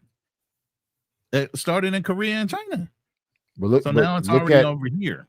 But look at Korea and China and Japan right now. Look how their relationship dynamics are over there. It's shit. Yeah, they're shit, and they don't have enough population, and they're dying out too. That's why they're trying to get people to come over there. And even Japan is giving houses away because the kids that are inheriting houses won't even move to them. Yeah, because they've been tortured in the houses. Damn, what they call them? Tiger moms, tiger dads, and shit. Yeah. You So know, we got yeah. another $10 super chat from Brandon Hayes. My God, my boy. You know, you are really adding to the conversation. Really appreciate it. Ronan and Fearless made some good points on the R&B music. A Russian chick I know told me that she could not understand why black men beg the women in all the R&B and neo soul music videos. Thank you very much, sir. Brother, I was one of them dudes begging. I was with the Maxwell music. Yeah, Maxwell.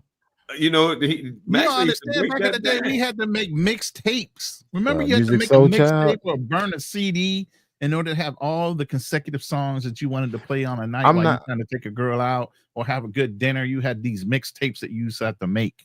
I'm not gonna lie. When I hear the R&B music back in our days, I am disgusted by it. I'm like, I used to listen to this shit, Bro, this like, was the like way. honestly, honestly, I was listening to Babyface music. I'm like, what the fuck? It was the Babyface way, broke bro. them You don't hits, though. understand, man.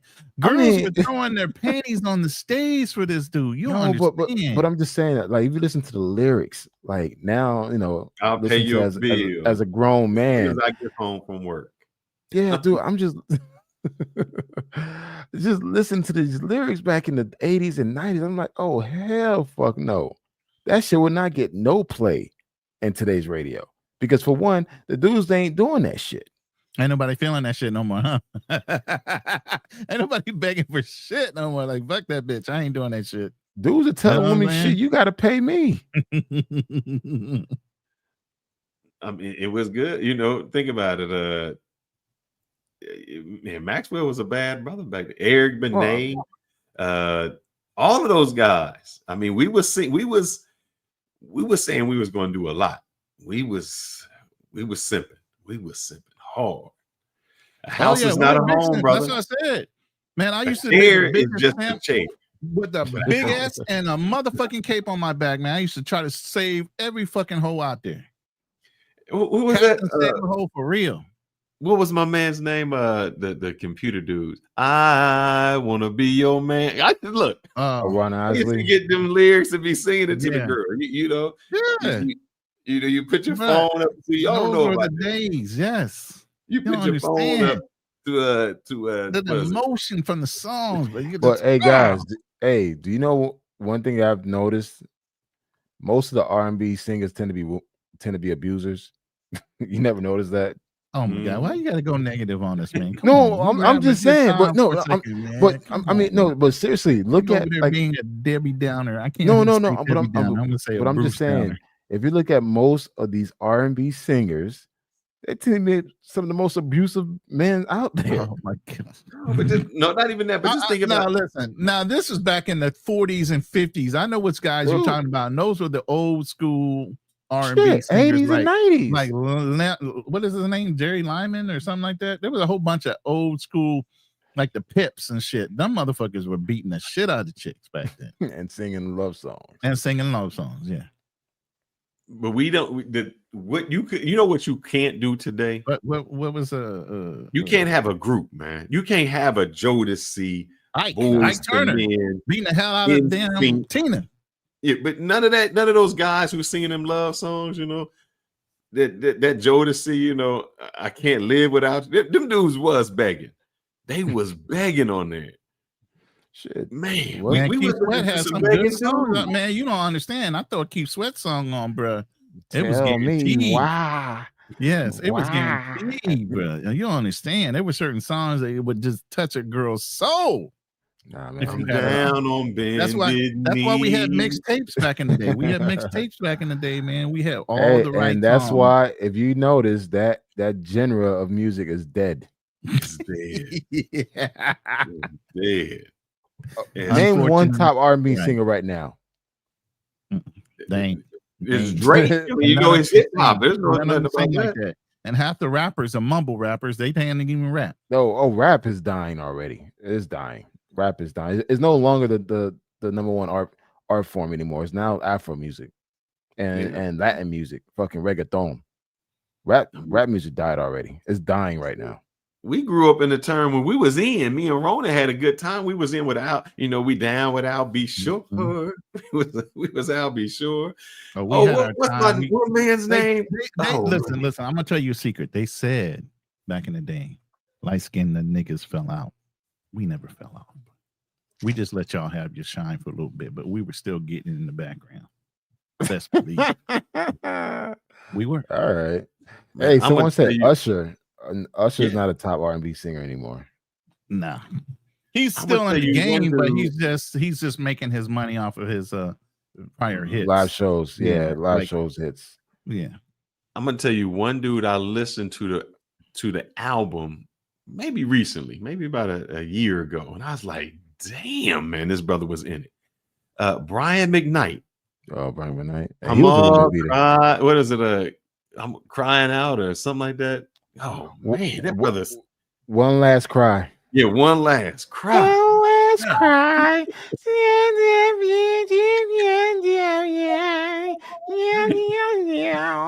She sound like a We damn were cat. some sad dudes, man. And I know because I used to listen to like, yeah, that girl got me, man.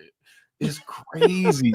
You know, the music doesn't even do that anymore. And it's the guys making that, but the girls wasn't making that. The girls had, I think, went through a whole transition of what they were singing.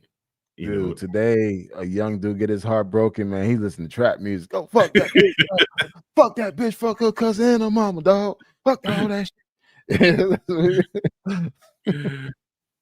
so yeah, you might be on to something. You know that. Then, I mean, think about how we used to talk. It used to be you could go to a club and hear what was that? What was they doing?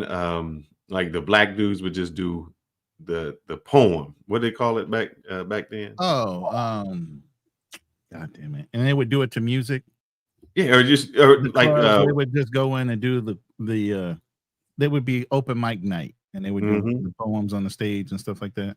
And that movie was Back in made the out day, of that was Jason Lyrics. Nah, Love Jones. Love Jones. too. Love Jones. but- Yeah, Love Jones. I mean that look, think about that movie. That dude was like, I'm gonna come here every day. He's like, and I'm gonna get a Prince album. 'cause Spoken Prince word. gonna Thank drop- you. Damn, Uncle Gus, how you know that? And you white? That's my moderator. He's a white man. He knew about Yeah, the spoken word. you know? poetry. You right, brother. Uncle Guns be And I getting think around, I think bro. that died down too. Yeah, that's spoken word what I'm poetry. saying. Yeah, those clubs have died down too. Yeah, But They that's died when you down got too. that dude like Love Jones coming in there and saying, you know, I want to be the something in your left eye and the other in your right. Yeah. I can't You all believe right? you still remember that line, bro. I can't. Yeah, because he was simping the entire time. Just think about this. He was I simping told you, the man, we were entire the king time. of the Simps. Gen X was the king of the Simps. I swear to God, that's why I'm telling y'all, man. I grew up like that. I'm telling y'all, put your fucking capes up. It's not Every the same movie world we had anymore, was bro. a king of the Simps, man. Yes. Just think about it. And Jason, in that Jason's whatever it was, Love Jones. Jason the girl Lyrics, left Love him. Jones, Remember, all of them had spoken word in them. Yes. remember, she left him. She left him to be Yeah. with her man. Left Yeah. him out in the But- cold. but Then she went to still- he still Chicago came to be back with her and hit man. it. He still came back and hit it every once in a while. So that was true too. I've done that. I've doubled back. I've circled the block. But I'm saying, just think of all the movies. We was the Simps. in Yes, every we movie. were, and that's what I'm saying. We were raised that way to be that way, and that's what I'm saying. These dudes now don't don't follow your great grandma's advice. Don't even follow your grandfather's advice, man, because it's not the same world anymore. I realized that coming out of the different marriages I came out, each time between the first one was 6, the next one was 9.5 years. The rules had changed. The rules changed goddamn every 2 months, damn near. When I first got out, it was like if you started dating somebody, it was already known to be exclusive. Now you got to actually say the motherfucking word. Are we exclusive? If not, this bitch got like 10 other dudes. Brother, when I grew up, there was just a box. You get a piece of paper and say, will you go with me? Yes or no? No. Yeah, yes or no. We go together. We're off topic, but we're having fun with it. I'm sorry, y'all. You know, we kind of reminiscing right now on our generation. I know y'all don't even understand half the shit we talking about. Like, what are these? No, but it still go right back to this, man. Back then, it was about your character. You still had to have some character. So we still on topic. It wasn't about the, you know, yes, you could have some money, but you still had to bring something to the table because the girl may like that guy with the cash, but she still had to bring somebody home, and she wasn't bringing that dude home. She had to bring the dude with the character home to meet the family. Now, shit, it don't matter who you bring home. Well, you ain't ever bringing them home. You know, it's a whole thing. It's the guy, how we had to make love. What you used to do? Let me turn down the lights. You know, you turn the lights down, put on some slow music. I don't even know what these guys make love to nowadays, man. What do they make? Romance. They don't know nothing about romance. Let's just hit it and quit it now. What you talking about? Put that stick on that stick, dog. Yeah. I mean, for real though. I mean, that started with Uncle Luke back in the day. Pop that coochie, pop, pop. I don't know what these guys would make love to, man. I don't even. I guess they don't make love no more. They don't. That's right. They just. Are we like done with this topic? I mean, because we have gone way off the rails with this. No, we still with it because we still with how these women change. Back in. Seen you. Go ahead, Kunal. Go ahead, brother. No, I just think character is no longer a factor anymore, and I think character only becomes important once a woman gets older. But in her 20s, she could give one fuck about a dude's character. I'm gonna be honest, and it's sad to say, it's just like they want to see all the nice shiny things, and in order to do that, character's thrown out. It's literally thrown out the window. But your man Brandon was saying a Russian chick was saying that why black men beg, and this is where we go mess the game up, because we be going overseas begging the same way. How we beg is, baby, I'm gonna send you that Western Union. I'm gonna do this. We still begging no matter where we go. So what is it in our character that got us begging, where other men around the world see us as weak? Other women around the world see us as weak because we are the beggars. We doing that. Other men around the world say, man, I would never put up with what you put up with. True.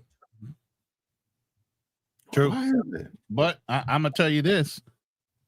While I was in the military, Australia has a serious masculinity problem there, where the men were overly masculine and the fathers really didn't want their daughters marrying Australian men. So when we pulled into port, the Navy and the Marines, they would have adopt a sailor, adopt a Marine program. And for the week that we were in port, we either pull over on the perf side or the sitting side. It didn't matter what side. There were a certain amount of Marines and sailors that it was the program was put like, oh, you want to experience the Australian lifestyle. We got families that will bring you into their home and show you how they live here in Australia, and guys would sign up for it. But really what it was those families had daughters, and they would prefer that the American man fell in love with their daughters within that week to try to get them to want to court and marry them so that they wouldn't have to let the Australian men marry them. And these families were very well off. So I'm like, bruh, it's a different situation. And I know Melissa, she wants to bring up Alicia Keys as an example. Wasn't it Alicia Keys that kind of was dating a married man? Yeah, it took a married man. Yeah, so wait. And she was married to he was a rapper, wasn't he? Swiss Beats. Switch Beats. He was Swiss married and then he got Beats. divorced and went with Alicia Keys. Well, she got pregnant. What I mean, nothing too much he could do at that point. Right. So I know you want to say because a real man knows a real woman comes first. Well, his woman didn't A come real first. man. Whoa. No, that's Alicia Keys' song. But I'm saying, oh, okay. He must have not have been a real man because he didn't really put his woman first. Or he would have never got her He didn't pregnant. know his Yeah. wife's worth. He left his wife for the side chick. So that's fucked up. That's what happened. I'm not. That's just what I'm happened. not just saying that's fucked up, but yeah, that's what happened. So it's, I don't know. Let's see what this chick got to say. Life is not very good. Oh my gosh. Y'all want to see my protective order? Y'all want to see my protective order right here? I'm going to cover my daughter's name. I'm going to cover my daughter's name. That's In not the a protective case, order. in the case of a vulnerable adult and a minor child, a relative, there is a preponderance of the evidence to believe that the respondent committed the following acts of abuse: statutory abuse of a child, R word, or a statutory S offense.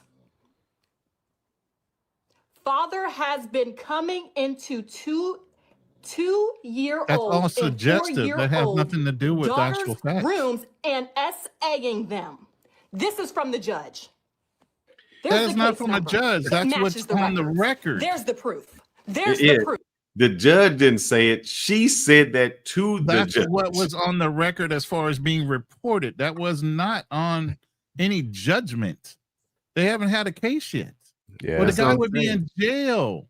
If that was proven, the guy would be in jail with no possibility of parole or bond until the actual case happened. Those are all suggestive based on the stories that were told or taught to the children as they were telling whoever was doing the investigation initially. That's it. Do you guys think that he may have a case to sue her? Oh, absolutely. Slander, all kind of shit. Like literally Especially take her putting his entire name YouTube out channel there, down and everything else. Putting his name out there and all that other shit. If he has clients, if this guy is a millionaire or whatever, and he has expensive clients and the money that it could affect his future earnings, I think he could argue with the judge fault as far as having custody of his children. One, because she lies about how she cares for him. Plus, she's on the internet showing that she doesn't care whether her children are crying or not, and she doesn't go in to check on them. That's all way on lives that everybody's seen. So he has a good case, and more fathers are being awarded their children every day. But see, now what he has to do, I told you what it comes down to. All she has to do is say, I believed my child. Mm-hmm. But That's who it. would teach their daughter to lie? Why would your daughter lie on your father, on her father? Somebody had to teach you to lie on her father. But that comes down to, you can take a kid and just not convince them, but you can say, hey, this is what you need to Suggest say. it. Yeah. Exactly. You can suggest whatever. And they So- would just say, yeah. And by them saying, yeah, even though it was suggestive conversation, they'll start repeating it. You say things 3 times, it commits it from short-term memory to long-term memory. That's why you hear Dr. Umar repeat things 3 fucking times. He's psychologically trying to make things true when they're not. I'm the king of I hate that Pan-Africanism. This is the king of Yeah. Pan-Africanism. Listen The to every king time he says something, he of repeats Pan-Africanism. himself 3 times. He's a psychologist. He knows exactly what he's doing when he does that. Now, my thing is, let's flip the script, man. If the dude is guilty, man. So what do we do here? The dude, he did it. We can blame him. Do we put any blame on the mom? Yeah, absolutely. You married a random dude after a fucking week over the possibility of losing him because he updated his eHarmony page as if he wasn't serious about you.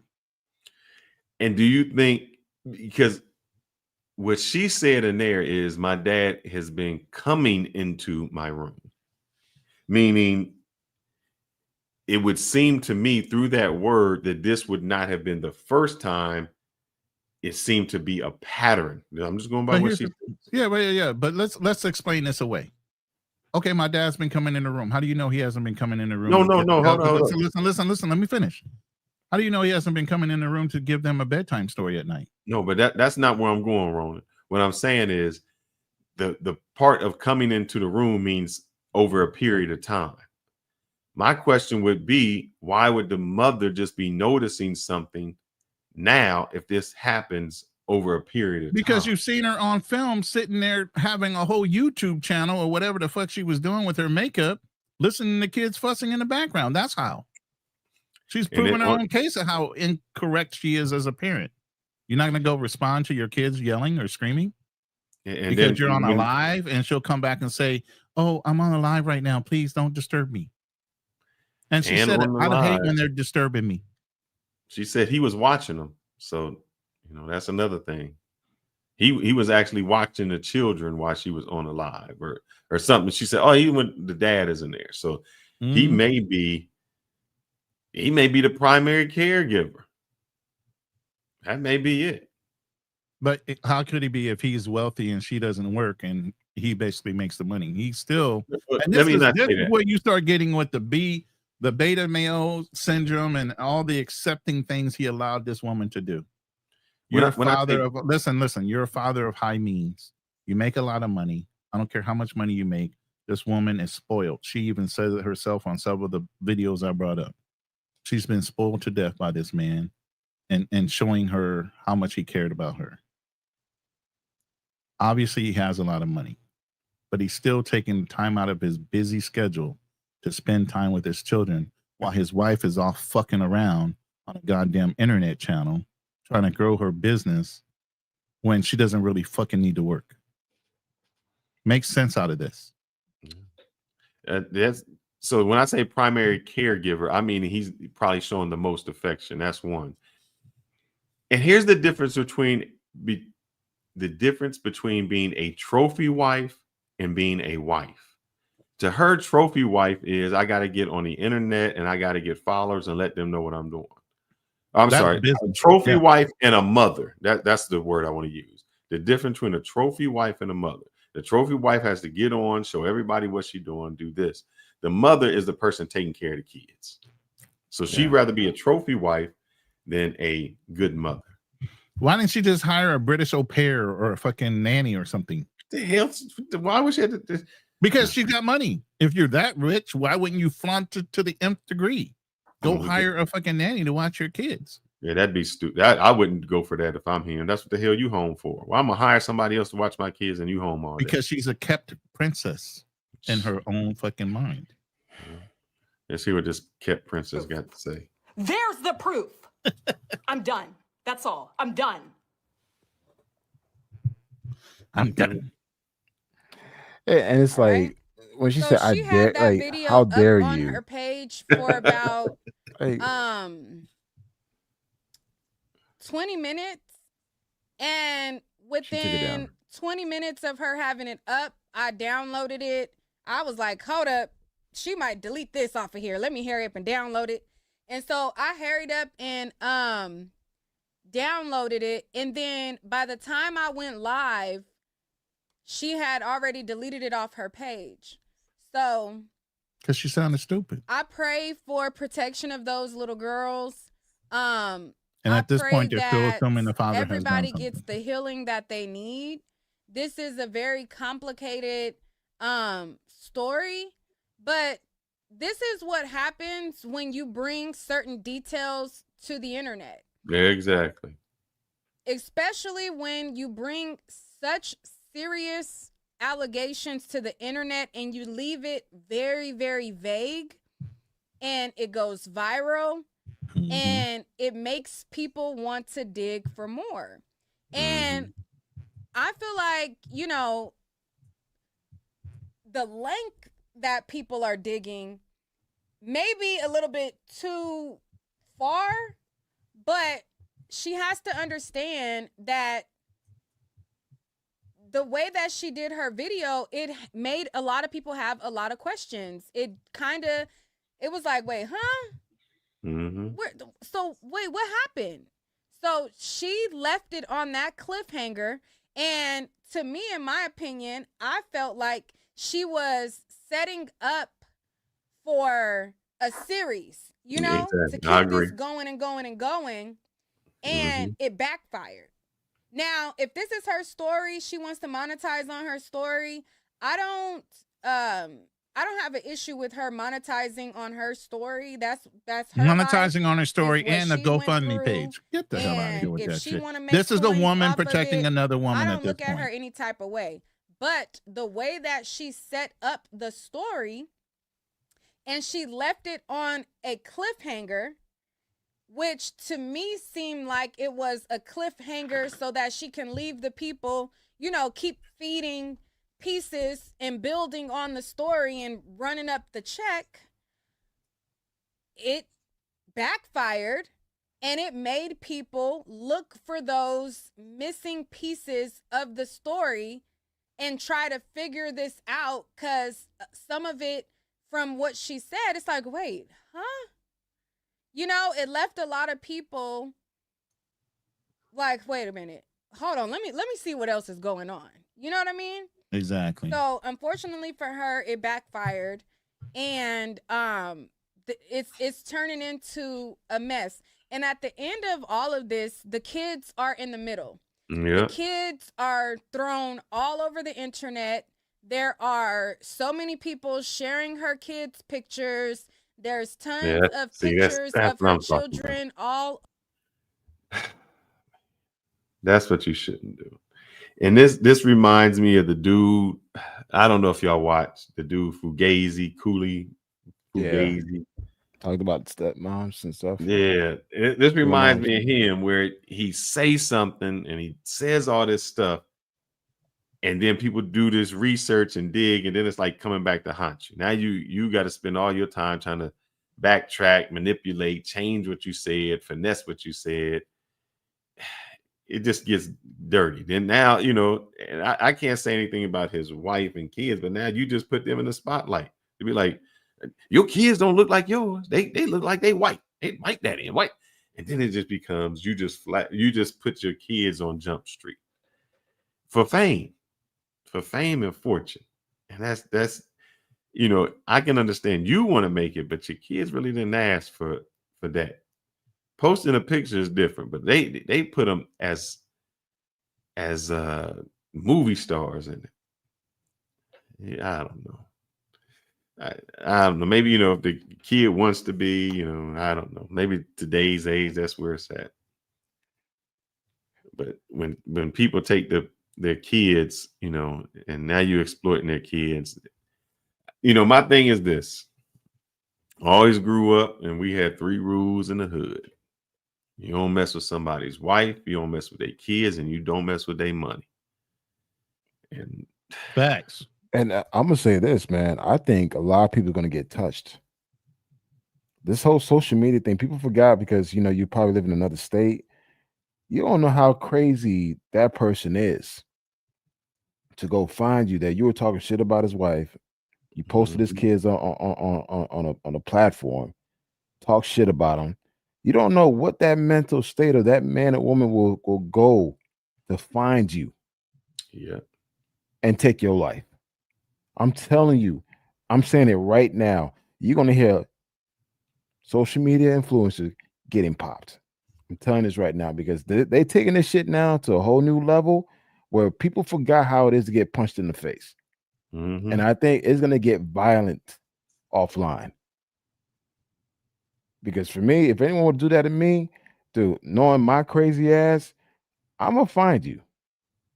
And I'll probably pull up on you. And that's why I try to do none of that beef shit. No, I don't want no smoke. I'm good. But when you start putting my, you know, people that's not even part of the argument onto those platforms, man, listen, I don't feel sorry for you get touched. I don't feel sorry for you. Exactly.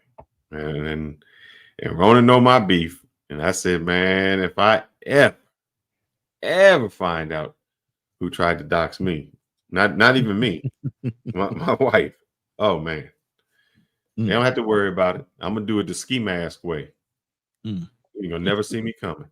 It's funny. Another brother of ours, True Prodigy, he had a live today, and it got into talking about daughters. If somebody had made an indecent approach to your daughter, what would happen? And I politely said that motherfucker would disappear. He said, "What?" I said, "I know people." I said, "You would not find his fucking body if I found him first." And I mean it.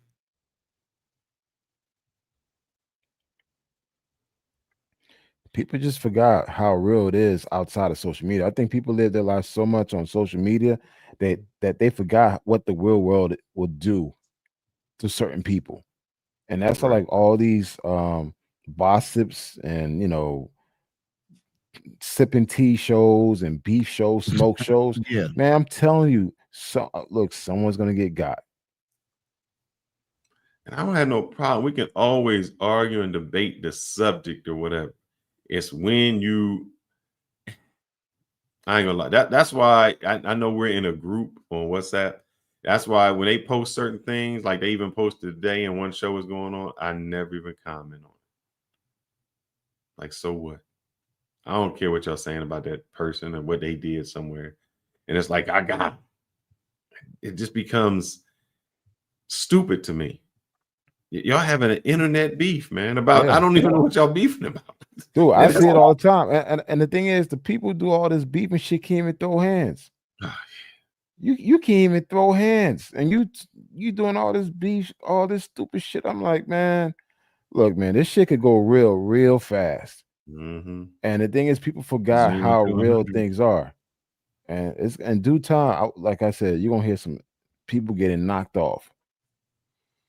And I think O'Shea said one of the people that he might see first, not from him. And he was talking about Myron Gaines, that dude calling the N-word to some brothers who live in your city. Oh yeah, dude, bro. Oh, a couple guys said, "I live in Florida. I will pull up on your ass and shut the fuck up." No. On the street, bro, he has to be careful. Dog, it's like that shit is real down there in Miami. Like, he needs to be careful. I know he said, "I'm a former CIA." No, they don't give a fuck, bro. Dude, they will touch you. And the thing is, how people do in Miami, they let shit cool down. Yep. You think those shit's kind of blown over? Nah, bro. They're gonna catch you slipping. It's crazy, man. Yeah. Let's see if we can find this lady. TikTok. Now, ladies. No. Let's see what she's talking about. Find signs you're dating a Dusty. Yeah, I was gonna pull that one up. Why is her name so this is Isis her, Morales? TikTok page. Is it? So I thought it she was built a Paloma. following on here. Her name she's is not gonna Isis use her real Morales name. 888. Oh, okay. And This is where I got all those videos from that I was playing earlier. let's hit the open and new tabs just in case. But she had taken down a lot of her pictures on that too. Ladies, A let's lot talk of her about videos. 5 signs you're dating a Dusty. So, first sign is he has asked you to borrow money. Now, this is a sure sign that your man is a Dusty. Real men would never stoop so low to ask a woman for money. So my question is, if she asked him for money, is she a Dusty? Of course not. It's called hypergamy. He's supposed to have the money to give her. Okay, so he's supposed to just give her money. She's not a Dusty or a beggar, but it's no problem for her to do it. Okay, I just didn't know. I thought we were living in that age where it was, women's rights, women's first. We're all the same, but apparently not. Second sign, he may not have asked you for money, but he depends on you financially. So if you all live together, then he depends on you to help pay part of the bills, as in he depends on you to help pay part of the rent. He depends on you to help pay part of the car note, part of the car insurance, or any other necessities. Third sign is... So this is what I mean when I say she better be doing something, because if he has his house and he's paying for everything, why would I need a nanny, man? I don't understand that. Why would I be wanting to get a nanny? Why would you be adding to my expense? You're supposed to be taking away from my expense. These women delusional. Correct. He's supposed to be enhancing your ability to work. Now, ladies, most men that are super fine are dusties. And the reason why this is because men that naturally look good, as in they have good height, they have a very nice face, nice body, these men don't feel the need to work as hard in their career. And Canal, brother, you messed up, man. You trying to get in shape, get your hair nice, comb your beard. That's gonna make you a dusty. You're gonna be a dusty for looking good now. Now you can't even look good. You can't even, as a man, you can't look good. We gotta, they wanted us, they wanted the metro men, they wanted the rough. We don't know what we supposed to do. Yeah. I think at one point wasn't metrosexual man was like the end thing at one point. Yeah. By her means, Darnell should be. Come on now. Listen, the metrosexual man had a place. That was the dude that she could hang out with the girls and him, and they would go shopping together and all the things that her regular man would not do because it had nothing to do with being masculine. So that metrosexual man most likely was a gay guy. And so Darnell should have a come up. According to her, Darnell should be top dog. Oh, shit. Without the shaving of the beard or anything, huh? You are right about this, young lady. We believe that this woman is lazy, selfish. She used the kids to get into that man's house. Yes, she did. She absolutely did. When we found that out earlier, she absolutely did everything she could to marry this guy with a very quick. But again, it's the guy's fault for falling for that and moving that quickly. You know what? Hold on. Let me stop you there. I'm gonna stop you. Don't have me pull up Coach Greg, because if you stop me and say something contradictory, I'll pull Coach Greg up right now. What you about to put on? Put on my cape. I'm gonna put on my cape. Oh shit! Hell no. So I put that cape on to say that. No. Just think about that. Would you just said it was him? So let's think about it. No, I want you to I just want to psychology. How do you let a woman talk you within a week of getting married, bro? You're supposed to be the man. Hold up, brother. Let me just psychologically. There is no excuse. There ain't no psychological. Hold up. See what you just did. I'm gonna show you how you just did. Come on. So what? Just think about this.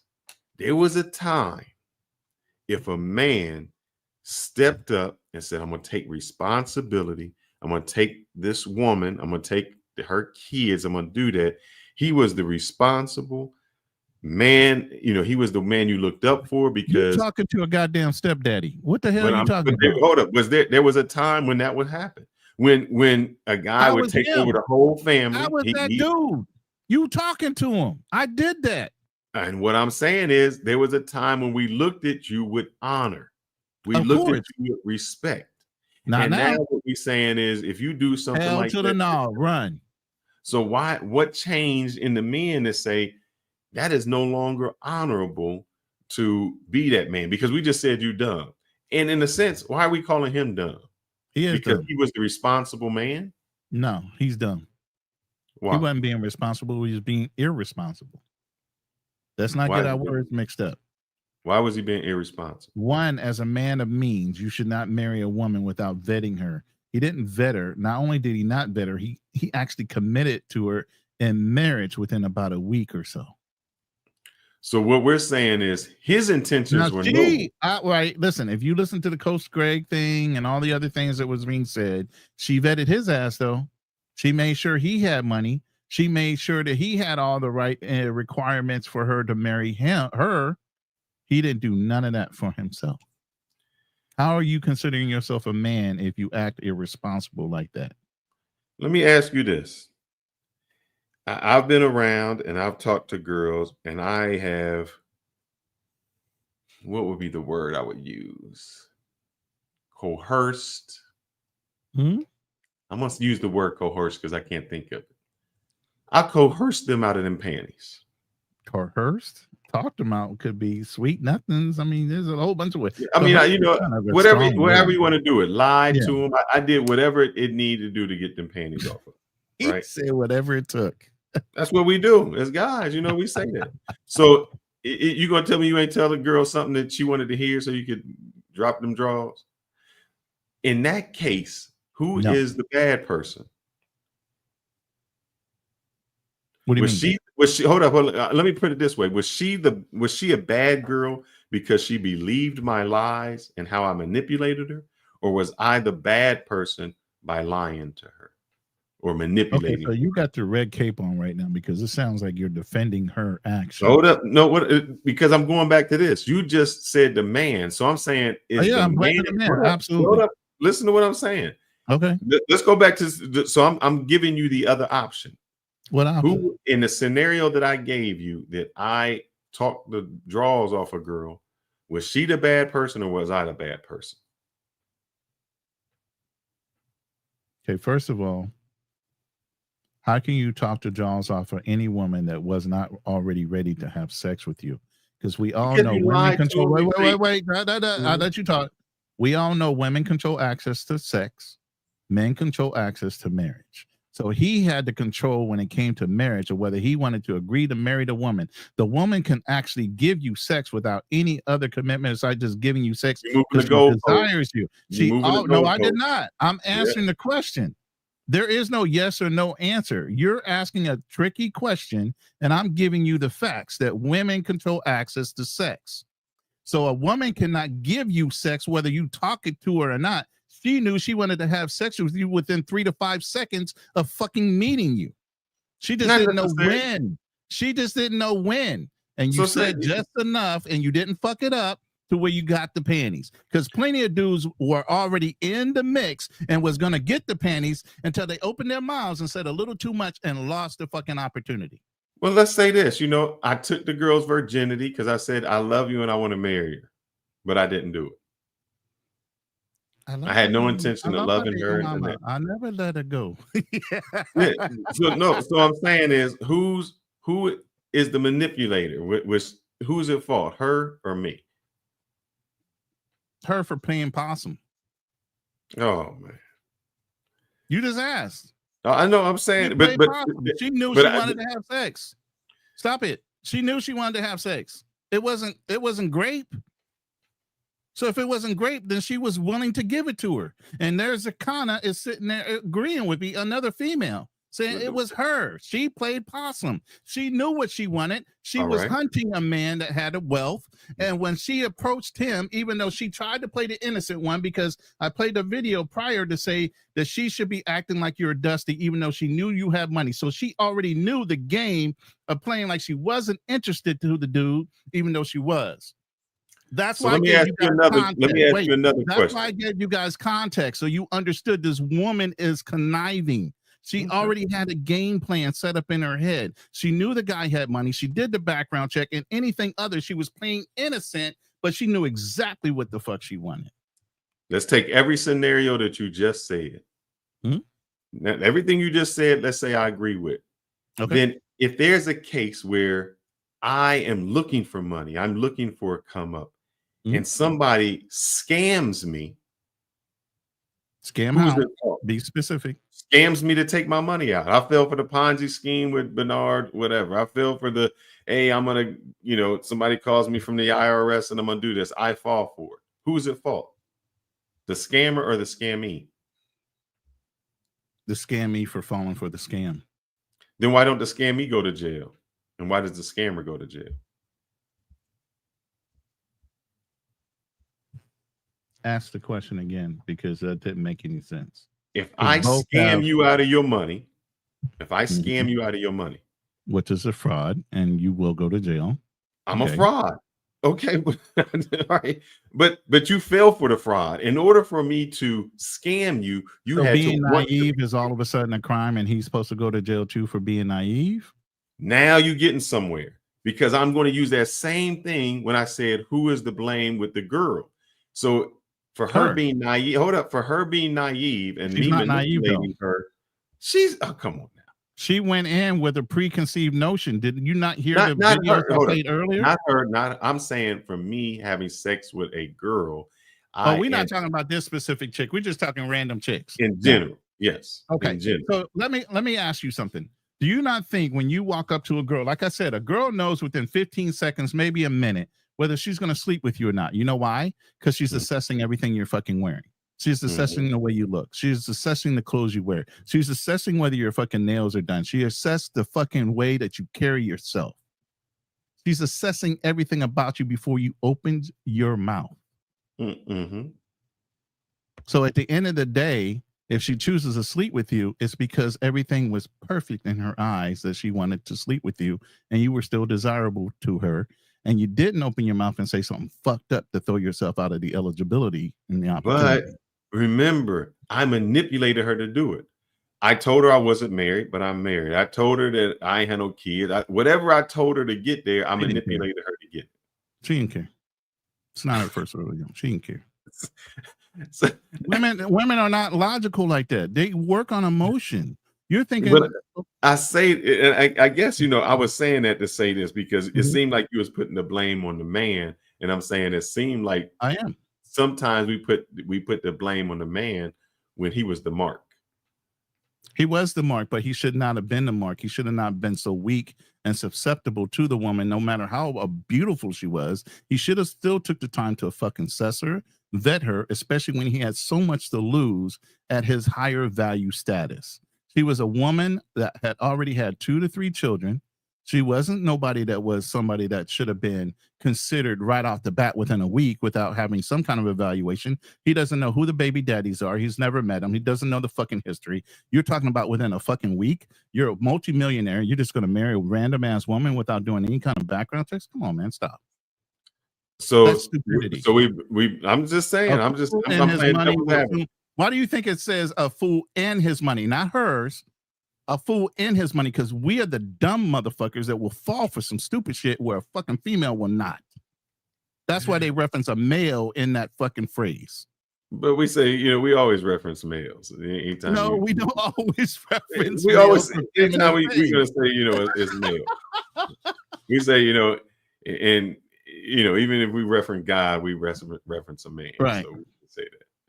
But the only reason I say that is because it's sad that we always say that it's the man, and even when he's the victim, he's the man. He is the victim, but he's also at fault for falling so easily for the trick. Listen, as a man, hold on. Let me clarify that real quick.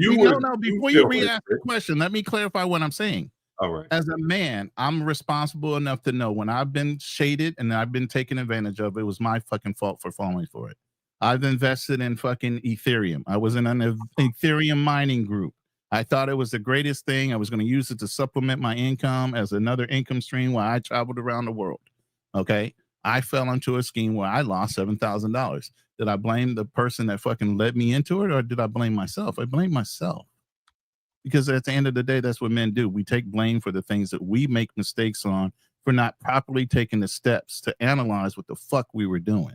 Women operate on emotion. Men operate on analytics. And if that man was operating on emotion because he fell for the fucking banana in the tailpipe and she bought him a fucking ring, and all of a sudden because she was the best thing I've seen the dude. The dude wasn't the greatest looking guy in the world. This dude looked at this chick and said, I will never have an opportunity at this type of chick in my fucking life. And the fact that she initiated by kind of leading him on with the fucking ring and said, hey, I brought you a ring because we were talking about getting married, and he fell for that shit, that's his fucking fault. Yeah.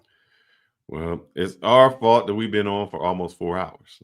We're going to start to close this down because we're not going to come to no conclusion tonight, but we are going to follow this case because we want to see. We do need to do a follow-up on this because it's not we're over. going to see. We appreciate everyone joining with us. So what we'd like you to do is shout out. We want to give a great shout out to the sponsor of the show. That would be Brandon Hayes. Shout out to that brother. Thank you, Brandon, for throwing. He threw a lot in there. Brandon, you must have got paid this Friday, brother. You know what I'm saying? It was a payday, but I'd like to throw a shout out to Just John for the $2 and $5 super chat. So he contributed to the conversation as well. So thank you, Just John. Appreciate it. We appreciate everybody's support, even if you just leave a like and a comment. Hey, I would like to know in the comments, as you guys, because I get a lot of replay people. You guys replaying this later. I'd like to know, how do you think this story is going to turn out in the comments? Do you think this is actually a farce? Because now that we kind of got a little more information, there's possibly a divorce going on. This chick is a money hungry type of chick, and she wants the best opportunity to get the majority of whatever resources that she can get from this man. I mean, y'all tell us what you guys think in the comment section of how you think this is going to wind up being. Yep. And then next time we play it, we're going to show your comments and show if you was right or wrong. Yeah. But until next time, people, make sure you like, subscribe, comment, go to our chat, put a thumbs up, a heart, something that we know that you're real and you're not a bot. Give us your opinion. And with that said, we out of here. Good night. Good luck. Don't be a simp.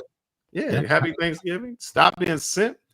Don't marry a woman when she buys her own ring, and at least in a fucking week. God damn, a week. Dude, I mean, that's a red flag if she's buying her own ring. That's a red flag on his idiocy too. God damn, bro. But at the same time, are you that desperate, bro? Come on, man. The wind blows, and this dude just falls in love in less than a week and marries somebody with all the resources he has. Come on. This is just inexcusable for the bill. And that's why I think a lot of guys who have power, who have status, tend to be the weakest dudes. And like you see them around women, how easy they crumble. And it's just like, you know, in their workplace, they got status, you know, they got power, they have influence. But outside of that workplace, they ain't I know a lot of dudes that have fetishes about that shit. They want to get whipped and all kind of shit in the background, but they're in charge of multi-billion-dollar companies. It's like, dude, you that much of a simp that you marry someone within a week, within a month. You propose in a week where she forced you to get the ring. I mean, dude, I'm sorry. And you're a leader of men in the military? Fuck off, man. He's losing a lot of respect from his soldiers. It's like, look, man, I'm gonna listen to you, but after 5 o'clock, fuck you. And with that said, I will end it on the song lyrics of BBD. Guys, never trust a big butt and a smile. And she don't even look like she got a big butt. No, I don't think so. I don't think she got a big forehead. We got a got forehead. about five head, at least big as mine. We out. They told me, a newborn king to see. Got a family to feed, got a family to feed. Jingle bells, Yeah. jingle bells, Yeah, juju jingle on that, juju all on that, the way. juju on that beat. Now Oh, slide, what drop, fun it hit them is to fuckers, ride in a Don't one-horse stop. open sleigh. Don't stop. Hey, dashing through the snow in a one-horse open sleigh. Over the field we go, laughing all the way. Bells on bobtails ring, making spirits bright. What fun it is to ride and sing. I've been down so long, you look like jingle bells. They look jingle bells. I got fake people showing fake love to me, straight up to my face. Straight up to my face. Baby, I just need one good one to stay. Deck the house with bells of holly. La la la la la. Cut it, La la cut it, la. cut it. Tis the season to be jolly. La la la la la. La la la. Oh, you better watch out. You better not cry. Better not pout. I'm telling you why. Santa Claus is coming to town. That girl is a real crowd pleaser. He's making a list. He's checking it twice. Gonna find out who's naughty or nice. So Santa Claus is coming to town. Oh, they told me, a newborn king to see. Got a family to feed, got a family to feed. Jingle.